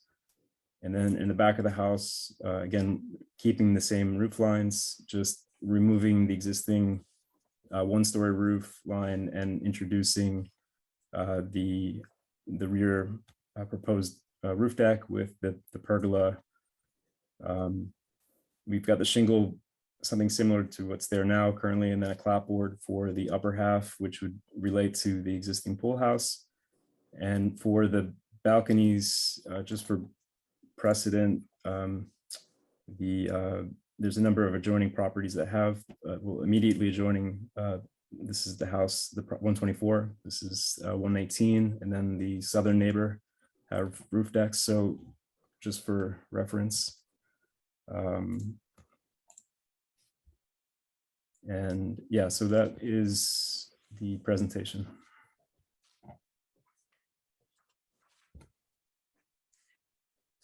Okay, board members. Yeah, you're making a new cellar, right? So is the house going to sit any higher? Is the first finished floor going to be any higher than what it is now? No, yeah, everything is, it's actually probably going to be lower. The first finished floor, because of the split sill foundation, I was able to get taller ceilings, but the second floor, finished floor remains the same, and the existing heights don't increase. The floor framing is within the foundation. You got a ledge situation. Yeah, this you may not be able to see it correctly, but I get it. I see it. Thank you. Perfect. Yeah, that's what I was the looking red for. is the existing profile, and then Yes. No, I thank you. I think it looks very nice, except for the balconies. I hate the one in the front, but I think the house looks great. But is the sill height in the front, that looks higher than what's existing? I'm sorry, the front, the windows facing Burnett, the first floor windows, is their sill height higher than what is existing there now? Yeah, so we are looking, that's the kitchen counter. It's a change of the way that this is kind of a bedroom and this is a kitchen counter. So there is a difference in use on the front. I find I prefer the lower sill. I mean, at least you could do it in the bedroom. And that's my only issue with the balcony, along with the balconies, of course. But I like the redesigned front door. I think it's, the front porch. I think it's very nice without the balcony. That's all I have to say. Thank you. Okay. Sarah, my screen in the upper left, do you want to comment? I live right next door. And the idea of a balcony facing Burnett Street seems, there's nothing to see on Burnett Street. I mean, I can absolutely say that having a balcony there probably does not make a whole lot of sense. And because in the past, the building has been a rental property, I wouldn't like the idea of a tanning balcony in the back with the capability of things, projectiles, I guess is the nice way, coming off the balcony. That's all I have. I agree with Sarah and Peter. I think a balcony on the front of the house is odd just in the village to begin with. I don't think I've seen many, if any at all, especially on a house that size, on a lot that size. So I like the redesign of the front, but I don't like the balcony whatsoever. And as far as the balcony on the rear of the house is concerned, it's way too big. The lots are narrow in this neighborhood, and it's a 300 square foot deck, and what past board members would call a party deck. I won't go that far, but I will say that it seems much too large for the property, and we haven't approved on this size of a lot a balcony in my memory, having been on the board. So I could not approve it as it stands. Mark? I concur. I think I concur. Okay. So the board is consistent on its concern, and that has been consistent over time, as John has said as well. So I would ask that you go back to your client with those concerns and think about making changes that would accommodate the board so that you can get an approval. And let me just see if there are any public comments, and then we'll give the floor back to you. But let me see if there are public comments. Are there any, Kat? Sorry, my sound was off. No hands up. Okay. Mr. Chair, can I ask a question? Yeah. Well, go ahead. Sure. Go ahead. Yeah, no, I want you. The floor is yours. So just from a procedural point of view, I see there's a tab there for a variance. You mentioned that the zoning board granted a variance. Could you clarify what was granted in this case? It's Jackie supplied this to me where if we look at the front, or rather, I'm sorry, the site plan, in order to, the front setback is clipped here. I'm sorry, it's not cooperating, but this is the front setback line. So you have this small percentage of, structure that was added. And yeah, I mean, the balcony was purely just a way to kind of lessen it just feels kind of front loaded right now, the way the house is, and to get more light to the inside. So again, it was an attempt to get a roof deck. I understand the position of the board and the village, but it was worth a shot. Right. Well, I think the design, the intent of the design is fine, but making it into an actual functional balcony is the issue. I mean, you could create a little, I don't know what, a 2 foot or 1 foot treatment around the top that would soften it up. But what you're doing to the front, I think the board is generally saying is an improvement of what's there. Sans the balcony. No, I understand. That's fine. And yeah, so one option could be, like you said, to either make it's not an operable balcony. It's mainly just kind of the top of the porch and a flat roof with windows. But yeah, I'll work that out. And then in the back, is there any thought that a smaller roof deck, like even if it was just within a portion of the board has been very consistent in terms of roof decks and balconies. Juliet balconies, yes. Party decks, no. And how you define a roof deck versus a party deck is, perhaps maybe a matter of parsing some words, but this deck surely would fall on the spectrum closer to a party deck than a Juliet deck. Sure. And we had the understanding that this would probably just become just a hipped low slope roof to kind of not focus on that area. It's to let more light in. So that's really the design the railing could be lopped off and the doors could be converted to windows. And the roof lines. There you go. That'd be fine. Yeah. That'd be great. It's really a nice design. It is. Yeah. It's very nice. And the pool house is a nice design. So yeah. Well, that is actually, I think that was the spirit of what we were trying to capture with the some of the slats, and this is the way it is currently. I'm sorry, having trouble. Very simple. But yeah, so we're just trying to keep it simple, and the thought was to kind of simplify this pergola to match what I'm proposing is just something a little bit more just post and beam out of mahogany. Good. Okay. All right. Good. So all right, could I Eric? ask, Sure. Go ahead. could I Sarah. ask? I'm sorry. In the front, you showed it in your first photograph. That's the only house on the street that has a curb. It has a big Belgian block curb.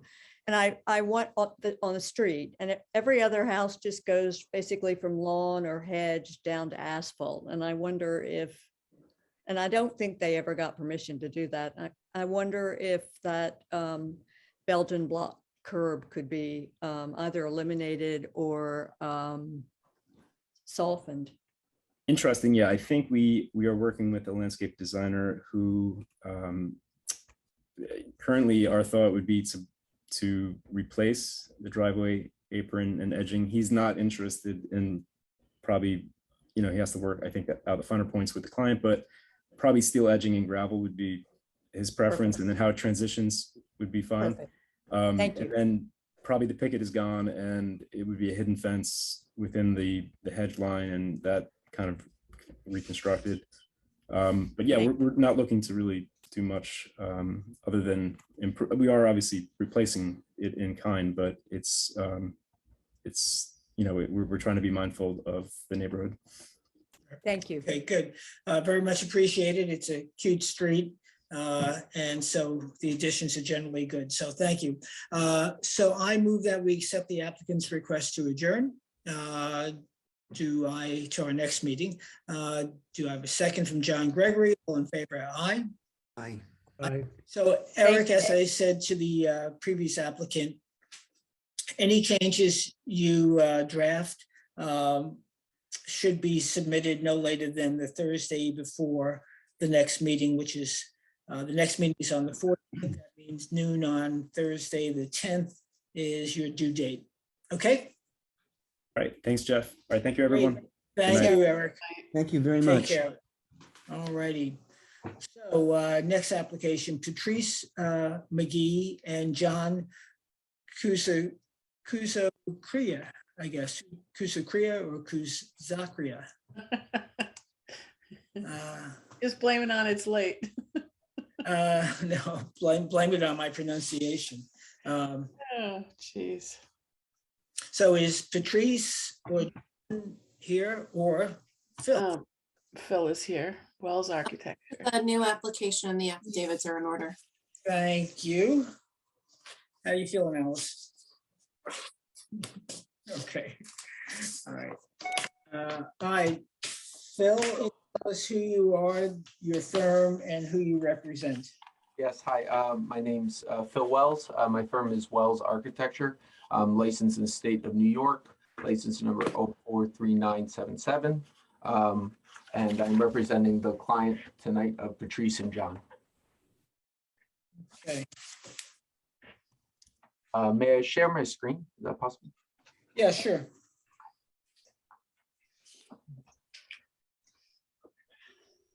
So the application is for a new residence at the location of 90 Fox Hollow Lane.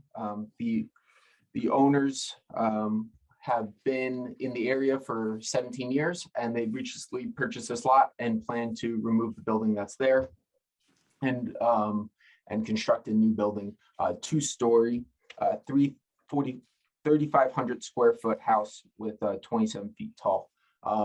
The lot is irregular in the idea that it's Fox Hollow on one side and Moses' Lane on the other, which makes the setback slightly different than what is typical per the code.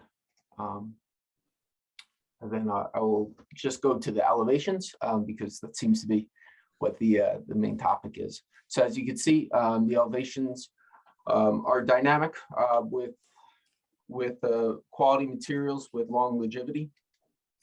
And we are proposing the same materials that are on the front, on the side, and the rear. As you can see, these are the details as proposed by town, but let me go to the renderings. I will zoom in to the site photos just so people can see what is currently there. This is the current house as it is. You can see the neighbors. This is the proposed rendering for the house. As you can see, in terms of the massing, we are trying to make it dynamic, but still something that can fit in with the neighborhood. In terms of the materials, the exterior materials, we're looking for materials with longer life and that tend to have less maintenance as well. So we are an asphalt shingle roof, and then a standing seam roof as well in some areas, and hardy plank shingle, which would be a light mist wood grain color, and a stone, which would be a 3-course ashlar. The windows being proposed are Anderson 400 series, and we are proposing an accent color on the front door. Window surrounds would be AZAC material. The windows, is a little inconsistency in the artistic rendering, is actually would be proposed, which would be a cottage sash window, which is, as you can see, it's not equal. This was more to show the color of the window, which would be white frame, insulated glass, simulated divides, and it would be the white surrounds as well. In terms of the stone in the back of the building for the chimney would match the stone that's around the edge and then along the front. And at that point, as you can see, nothing would reach over the height of 26 foot 10 and a half. We do have a 2-car garage on the side. We are proposing in the site plan that there will be landscaping, low shrubs along the side, trees in the front, and there will also be bushes here to conceal the asphalt driveway as well. There will also be a central path that comes to the front of the building for guests and whatnot. So I'll bring it back to there. Okay, good. All right, let me turn it to the board for any questions. So we'll start, since on my screen, you like to start? Who are you asking, Jeff? Yeah. Would you like to start? Oh, yeah, sure. It seems really inconsistent. I think like there's too much going on, too many styles going on. You've got sort of a contemporary window above a pediment over the front door, and then the sort of pediment shape that's over the center column looks top heavy. And I think the octagonal, I think it's an octagonal room to the left is just, it's too many pieces that don't make up a consistent whole. And then from the other elevation, the house looks top heavy. Okay, John? I like the accent color.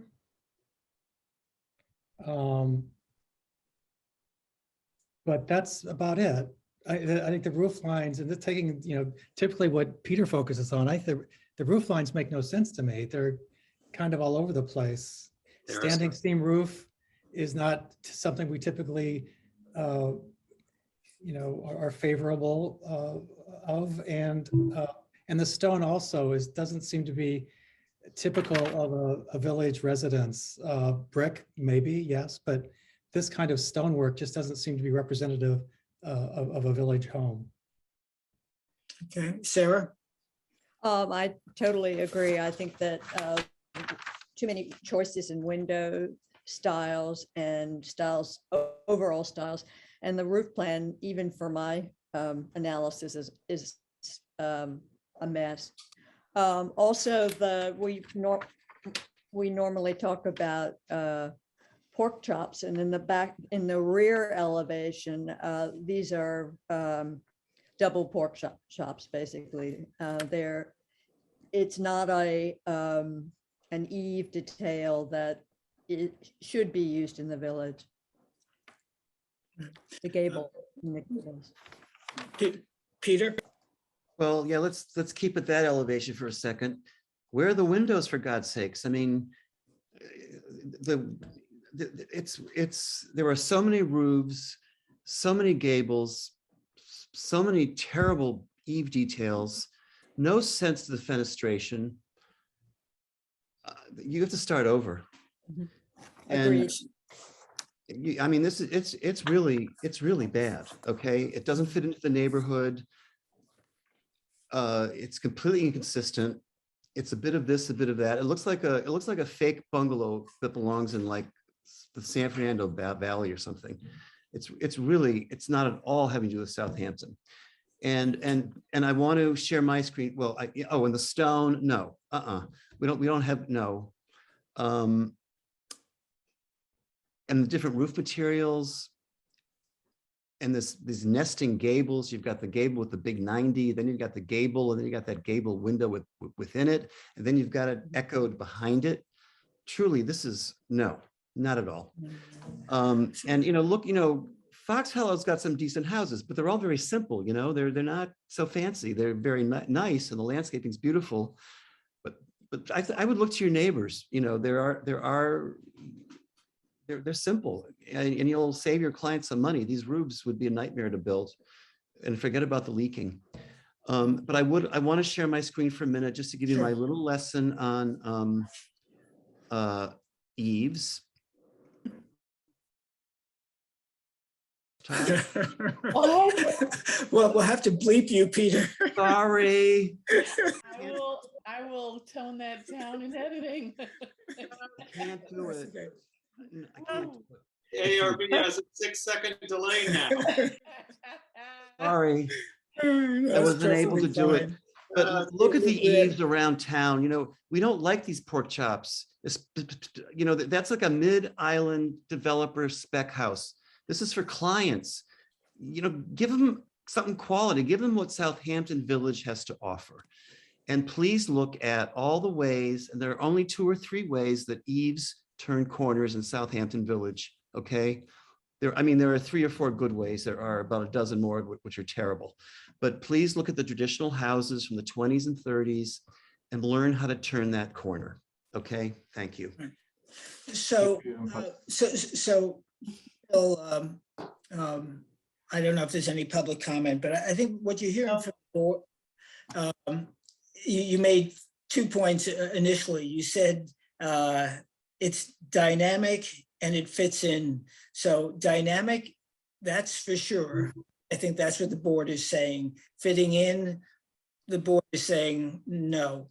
And I think part of the issue is not to take you to task on your particular design work, but what Peter was saying in terms of that which is more typical of Southampton and the neighborhood in particular. So I suspect, because I think you're based elsewhere, that you just are simply not that familiar with the properties here in Southampton. So I would suggest that you get a copy, and I can't. Yeah. Of the guidelines, thank you, and go through that. And even though this is for the historic district, it speaks to the non-historic districts as well, and those things that matter to the village. And I think I would take to heart what Peter was saying, really look at the neighborhood, because Fox Hollow is, the houses are not all identical, but they tend to be relatively simple. And I think the turret and the roof lines, as the board have said, and also you presented to the board a shot from the street, but it's from I think the northwest. And I think if you were to look at the house from the southwest, because you've got that angled garage or whatever, it's going to be more massive looking on the property than it seems to in the rendering. So we would want at some point probably to do a streetscape, depending on what you come back with. And you should also know that we have rarely approved in just maybe small elements of a house, a standing seam roofs. And you have that in addition to the turret. So it really would appear as disharmonious with the neighborhood. So again, no, thank you, Chairman. I appreciate your input. Neighborhood, Just look at the guidelines. one question to follow up. Yeah, you can ask a lot of questions. Okay. I see that the blue is slightly popular, and then the standing seam roof is not. Was there any other, and the brick, I'm sorry, the stone was not as well. Was there any other comments regarding the asphalt shingle or the hardy plank shingle? We prefer real. Yeah, I mean, real is always better, but on the other hand, on that street, one would be hard pressed to say that asphalt is not used on other properties. Correct. Okay, thank you. Okay, appreciate your time and your input as well. Thank you. You know, So it if you depends don't on, have- on the color. Material, so anyway. So if you don't have those guidelines, email the building department, we'll make those available to you. Thank you so much. Mr. DeWitt, is there any way I can receive those examples that you were speaking of regarding the eaves? Yeah, I mean, yeah, they have rules, but I don't see why not. Yeah. Somehow we'll figure it out. Okay. Well, actually, if you look at the design guidelines, under Greek Revival, you have eaves that return. I mean, there's some nice little illustrations that should help you. Thank you so much. Okay. And obviously, then I request a request for adjournment, please. Okay, Great. great. Thank you. All right, so I move that we accept the applicant's request to adjourn. Do I have a second on that, please? Second by Sarah, all in favor, aye. Okay. Aye. Thank you, Phil. Thank you for your time. This is, to use your Oh, word, no. a dynamic you. process, and so we'll see you in a few weeks. Thank you. Sounds good. Thank you. Thank you. Okay, ladies and gentlemen. Okay, the last in this flight and the penultimate one is 161 Corrigan LLC at 161 Corrigan Street. Somebody here for that? Yeah. We have the applications and they're in order. Okay, thanks. Now, I did have a question on the posting here, Alice. There was a sign on, is it Bernadette Street or the side street, but not one on Corrigan Street. I don't know whether it fell off. I don't know whether it was not posted, but on a corner lot, we generally require a posting on both, on two sides. So Yeah. I don't know what that means in terms of standing. Well, we should ask the applicant, because what we do is we rely on the affidavit that they provide that they have posted properly. So if they have not. It was posted on Bernadine Street when we did 181 Corrigan, which was on the corner of Corrigan and Center Street. I had posted it on Center Street. No one told me to post it on both streets. I mailed it to all the neighbors. You know, I don't really know what to say. I wasn't given that direction. Okay, all right. I don't know, if the neighbors. Yeah, I mean, in just as an addition, I posted it where the existing front door of the house is. You know, I felt like if it was on Corrigan, it was on the side of the house. And that's where, if you drive down, you notice that's where all the hedging is. I really didn't have a good place to post it. Yeah, no, I understand, but the address is 161 Corrigan. Alice, the wisdom of Solomon. It's supposed to be prominently displayed on the premises facing each street on which the property abuts. So I think, you know, I don't think they necessarily have to repost and remail. Yes, they do. They do? Well, we can't take jurisdiction because the notice is improper. So they have to repost and renotice, sorry. Why wasn't I given two notices then? I can't speak to that. I'm sorry, I couldn't say. Typically for properties like this, we do give one sign per street. Yeah. Yeah, my own feeling, I have a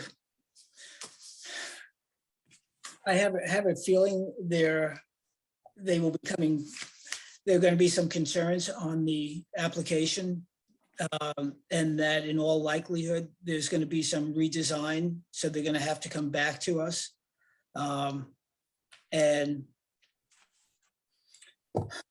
I know jurisdiction is either black or white, and yet at the same time, I think they're going to be coming back to us after this meeting, and if it was, if another sign was posted, would the public, will we have satisfied the requirement?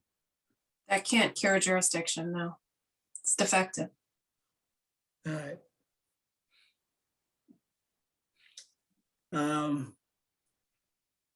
Could we have this as a work session for them?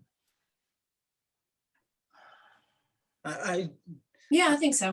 I don't know if the other board members feel inclined to do so, so I shouldn't speak for the other board members because it's, it's 10:45. No, while we're here, I want to give input. I I agree. mean, as long as it's a work session and it's proper. Yeah, they've been here a long time. The work session's not a good. Okay, so let's just say this is a pre-submission conference and it'll have to be reposted and renoticed. Okay. Thanks, Alice. All right, thank you, Alice. And thanks, guys. I know this is frustrating and it's not necessarily your issue. So, okay, so this will be a work session, so we're not going to take a vote, but we can use it as a chance to discuss the property and your design, okay? And that anything we might say is not necessarily binding on our decision, but is directional, okay? I think that's great. Thank you. Okay, thanks. So guys, Thank you, Chairman. Yeah. Introduce yourselves. All right, so I'm Brian Glasser with Brian Glasser Architect PC. And I have the owner of 161 Corrigan LLC, Kevin Wells, with me here. Just to get, it's a little, I guess, informal, but you guys know the location of the property. It's on the corner of Corrigan Street. It's on the west side of Corrigan Street and the north side of Bernadine. So we're basically constructing a new 2-story shingle style house. We also have a 420 square foot detached garage with a gunite pool, roughly 18 by 33. Yeah, if you go to the site plan, it'd probably be a good option here. All right, so basically just starting off with the roofing. I don't know if you want to go back to the renderings. Starting off with the roofing, we're going with a Eastern white cedar left natural with 5.5-inch exposure. Just so you know, I was trying to portray the house as more of a weathered look, age, not like fresh shingles on there, kind of how it would end up. Going to the siding, we would be using it's also Eastern white cedar with a 5.5-inch exposure, and we would be using a finish on it, which is a natural driftwood gray bleaching stain.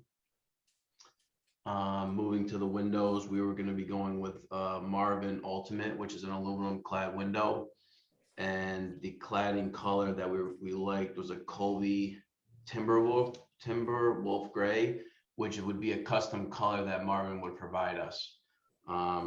So that would be the window colors. That would also be your trim colors throughout the whole house, whether it's the fascias, the casing around the windows, columns, stuff like that. Going to the gutters and leaders, we would be using a half round gutter with a round leader, and it would be a lead coated copper finish. Moving on to I just have some of the ground, like hardscaping would be a bluestone patios, and the gravel driveway would be a paved gravel driveway. So that's pretty much that. That's pretty much if you want to talk about the gables are consistent, like a 12 pitch. And then I also had like this larger gable. I've heard in the past that you guys like it where we try to bring the roof lines down so we break up the massing of the house. So that's what I was trying to accomplish here by bringing that down, so it didn't appear to be just like a larger 2-story house. The window patterns, we're doing a double hung window, which is a 6/1. And you can see on the lower, we have larger windows on the first floor. And we went with it's like a 2/3 proportion, so that the proportion of the grills or the muttons represent a similar proportion to the first floor. or to the second floor, I'm sorry. That was pretty much, that's pretty much it. Can you show the north elevation? All right, you want elevations? Yeah. This is front east, this is west, this is north. Okay. North right there, yeah. Is that good, Sarah? Yeah, thank you. You're welcome.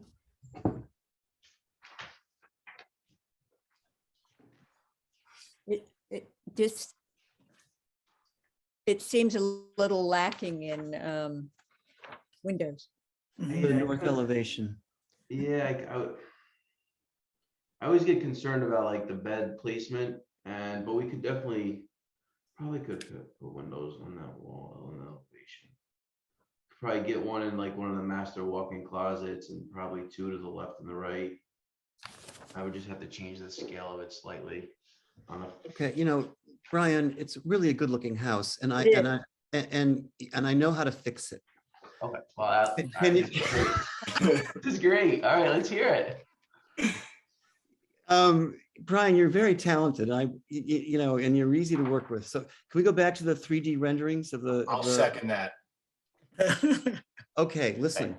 Yeah. What's wrong from my point of view? What's wrong with it is the gable in the foreground. If you got rid of that gable and just made that a shed roof all the way across, it would be perfection. You know, I can't see what but you know, put your cursor up the gable that's in the foreground, right? This one? No, foreground. Yeah. Is it the east or the south? That right there, yes. That was me. If you got rid of that and just made that part of a shed dormer, which you've already started, you know, adjacent to the far gable, right? And just continued a shed dormer all the way across, it would be great. Yeah. And I would also do the very same thing on the rear elevation where you have that gable that's also sitting on that roof. Again, just can you go to that one, the other? Would you be opposed to it being a hip? No, but I think a shed would be better. I wanted to do it, Kevin. Remember we talked about it doing it. I liked the hip. We were both, you know, we threw the hip around and I liked it. I wasn't opposed to the hip. I would have to see. The only thing is my only slight concern is I understand where you're coming from is the reverse or the up and over gable in the center of the house. If I were to bring that through, I gotta look. All right, that's might not be honestly, it's so good looking. And then, I mean, I think I sort of have an issue with the terrace and that swoopy roof there, but you know, maybe that's just me. And that's all I have to say, but it's really good looking, you know, honest. I mean, it's, thank you. The colors and the textures are going to come out so much better than the rendering. Like it drives between me and Kevin, we're trying to nail down certain textures and tones, and it's and you're doing white ceder, which is the right cedar to use out here. Yeah. Because it doesn't turn brown. No, this is gonna look. It's gonna look sharp when it's done. It's just we're always kind of finessing these items, which, yeah. So on 181, Peter, we used the Alaskan yellow on the roof and then the detached garage, and it weathered like beautifully. I mean, it really came out nice. But this one, again, just to kind of switch it up a little, we wanted to do the Eastern white on the roof and then the stained Eastern white for the siding. So we're really trying to play with texture to, you know, diversify what's going on Corrigan Street. Yeah, and you know what? I want to point out something else that you do well that I'm usually railing against, which is transoms over windows. You know, that little glass and porch element. Mm-hmm. They work there because the transom over the window goes with the transom over the door. You know. Yeah. So it's just like you can do anything if you do it right. I think it's a very handsome house. My one question is the window that's in the stairwell. Yes. Seems a little large and out of scale to me. So and you also have the big window below, which I'm assuming is bringing light to the basement. But so you basically we basically have a landing just below that's like an awning window. So we have a standard, let's just call it a 3x5 window. And instead of having the transom above, instead of going up above, you know, let's just say you're standing on that landing, which is just below that awning, let's call it a transom window on the other side, underside, you're at about 7 feet tall. So instead of going up, plus you could see kind of like that roof line, how that was working. We went down with it. So it kind of plays off the the double hung part where it's like the 6/1, and then it kind of goes underneath. And then there is a window, there's a window well here. Obviously, this is the south side. We're trying to get natural light into the basement. So we have an egress stairwell and get some natural light into that staircase underneath the landing. So that was yeah, I agree with Mark that the window on the side is too big, but other than that, the elevation is really beautiful. And you know, I really do like, you know, the regular window next to it, the sort of the flares, the layers. I think the house is beautiful as is, actually, except for two things. One is the stair window, which I think totally ruins the symmetry and the lines of the house. And it seems to be happening a lot in new houses and that we see. It's like it just doesn't fit into what would otherwise be like a very traditional looking, you know, cottage house. The other thing, and maybe no one else has an issue, is the stone around the fireplace on the outside. I think you're right. Seeing a washed, if you want to have a color or something, a whitewashed brick or a natural aged brick, as opposed to that. John, it's funny that you mentioned that. Brian and I were during watching the other meetings, we were going back and forth on text, and I said, I was like, you know, I'm, you know, we already talked about it. We were trying to just mix it up, but I think we'll just go with like a white Lorraine. I think it'll look perfect. And I even like, I mean, I'm the first one to, you know, to talk about balconies. I think in this case, it's the right size for the house. It's not a deck that's large enough to have 30 people out there having cocktails, and it's actually, you know, it's sheltered by the roof line. So I know Peter didn't like the roof line, but I think it serves a purpose here. it was designed with you in mind. That was the first thing we said. I said, Brian, we have to, I said, Brian, we have to put the balcony in the roof somehow. I finally have had an impact, and you're absolutely right. It's good. It's brilliant. From this house forward, every single one will think about it. All right. So I'm in agreement with my fellow board members on the various items, the window that Mark and other folks had mentioned. And I'm glad you mentioned the stonework on the chimney. I thought that detracts from what otherwise is a beautiful house.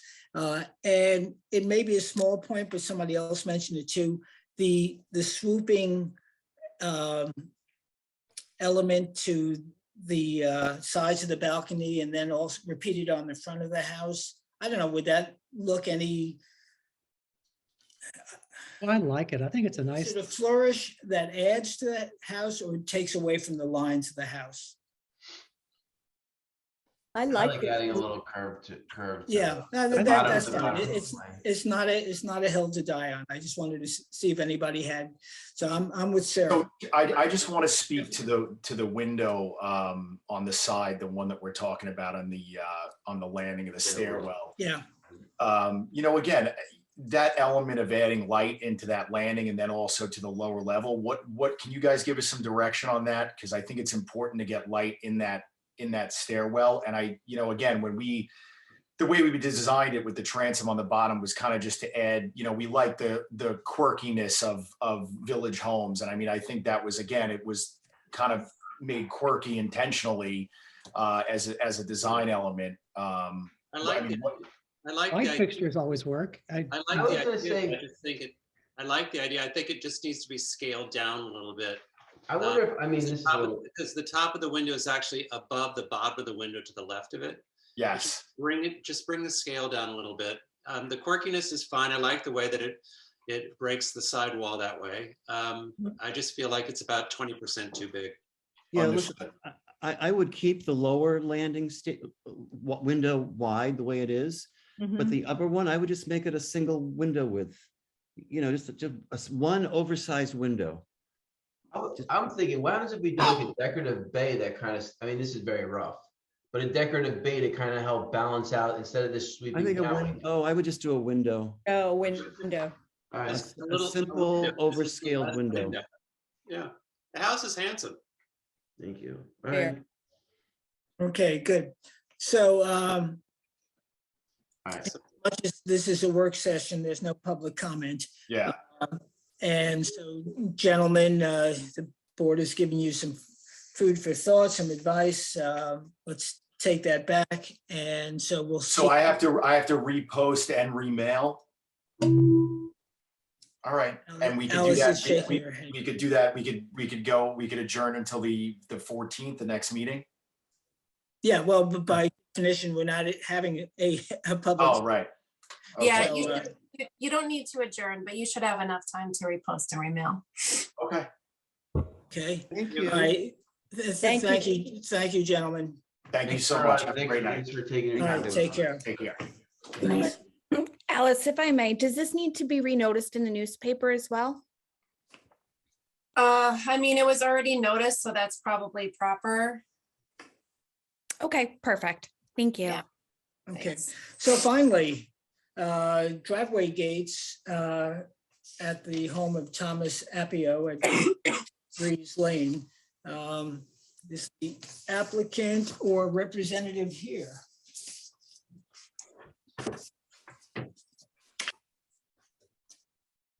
Where'd he go? Just so you know, Jeff, I had oh, there it goes. His hand went up, his hand went down. Brad Grossman's coming in. Okay. Hi, Brad, you're in. Almost in, connecting to audio. You can do it. It's taking a minute.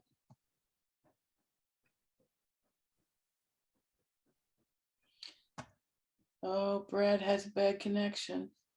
Hi, Brad. Can you talk so we can see if we can hear you? Oh, he's frozen. No, he's not frozen.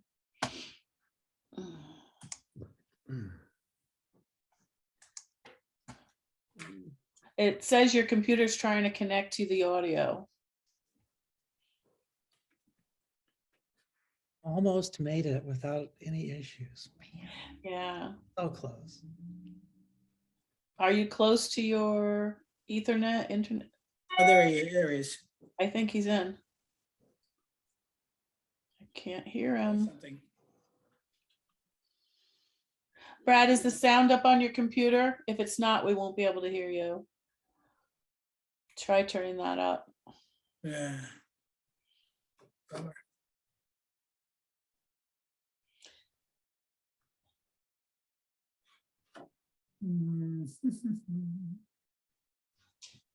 What do you want to do, Jeff? Can he call in by phone? If you can hear us, the chairman wants to know if you can call in by phone. You can leave your picture up and then just dial in by phone. I don't, it's hard to tell. It's on your invitation if you're wondering what the phone number is.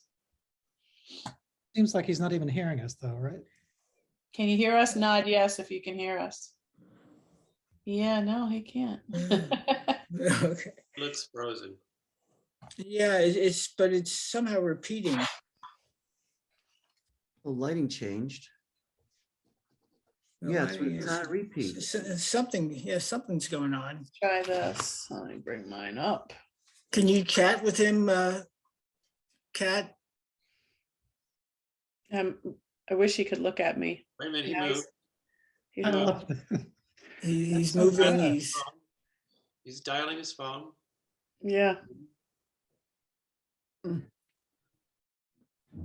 me spotlight myself. Where are we at here? Stretching.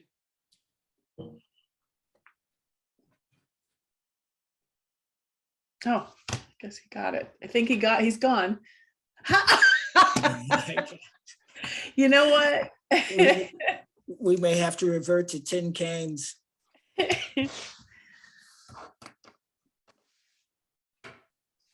Oh, that's funny. I will give him a minute. Okay. Or hand signals. Like You know, oracle John.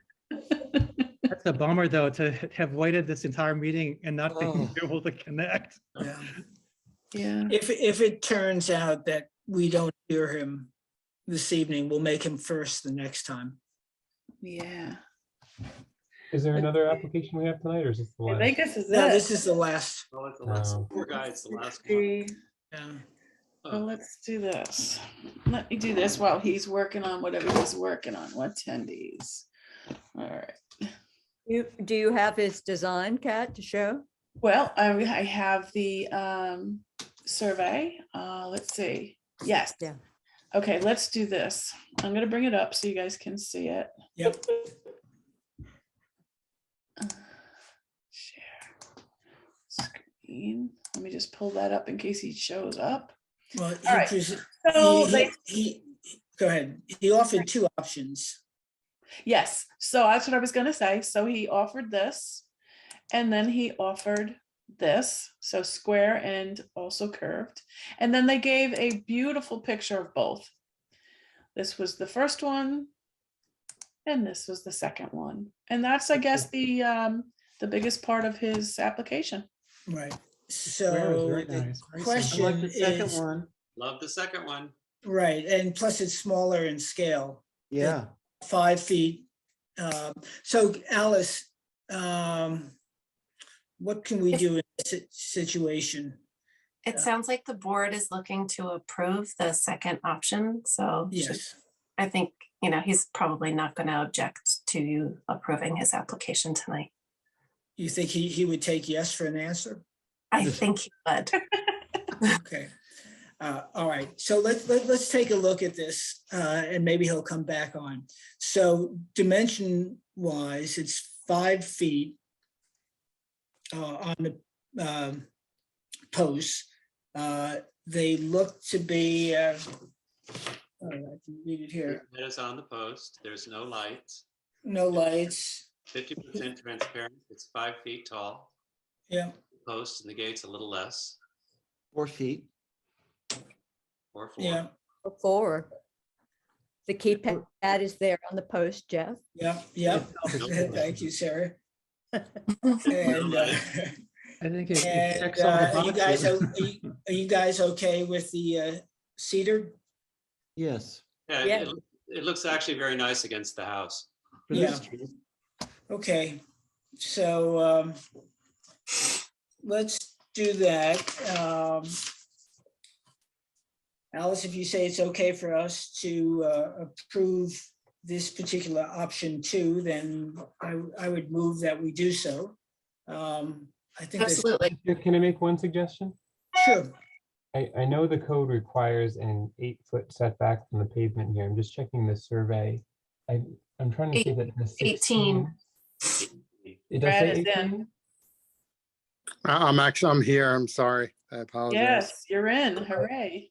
We're getting ready to approve. We approved Getting it. ready to approve option 2 there, Brad. Perfect. I'm sorry I missed it. Okay, we got you back. Thank you. Brad, Alex, our How far is it off the street?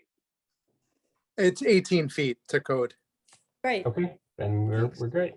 okay. So Alex, in abstention. I'm sorry, Brad. We'll recognize that you introduced yourself. We're good with your option 2 and would vote on that this evening. Can you just show, I don't have it in, I'll I do have it. them I don't have them labeled. Can you just show me which one it is? I Oh, will. Square one. Give me 1 second here. Thank you. Mark's got it. My computer crashed. That one. Okay, so the straight set of Yep. gates. Yep. Okay. Okay. Okay. Great. All right, good. Perfect. Any public comment? There's nobody left but the architecture guy. All right, so I move that we accept the applicant's, that we approve the applicant submission that we have labeled as option 2, which is for a plain square or rectangular gate with the 5-foot posts, and I'll just make sure when I sign it that it'll be this one, okay? Do I have a second on that? Okay. All of it. Okay, all in favor? Oh, who said? Aye. Okay, Aye. Mark did. okay, Mark, okay, great. So, thank you. Peter. Aye. Okay. Okay, good. So Brad, you were our last. Thank you for sticking around. Okay, so that concludes tonight's agenda, unless anybody has any comments or business things that we should address. No? Did Okay. anybody have an issue with the Dropbox applications? Is that working okay for everybody? You know what? If you're talking about all the plans tonight, I was so happy with that. That was Oh. wonderful. Right, good. Okay, Good. great. Yeah. Yeah, just a reminder, if you're able to log in with a Dropbox account, you don't have to wait for a link from Jackie or I, and you'll have live updates as soon as we put them in there. Fantastic. Oh, great. Thank Good you. stuff. Thank you, Love Val. innovation. Yep, as long as Okay, you're just logging everybody. in with the account associated that we're sending the share to. Right. I'll Okay, try and figure so that out. it is now 11:11, and so I move that we close this meeting of the Board of Architectural Review and Historic Preservation. Do I have a second on it? John is very quick to second. All in favor, aye. Aye. Aye. Thank you, everybody. Good night. Good night. Thank you. Bye-bye. Bye.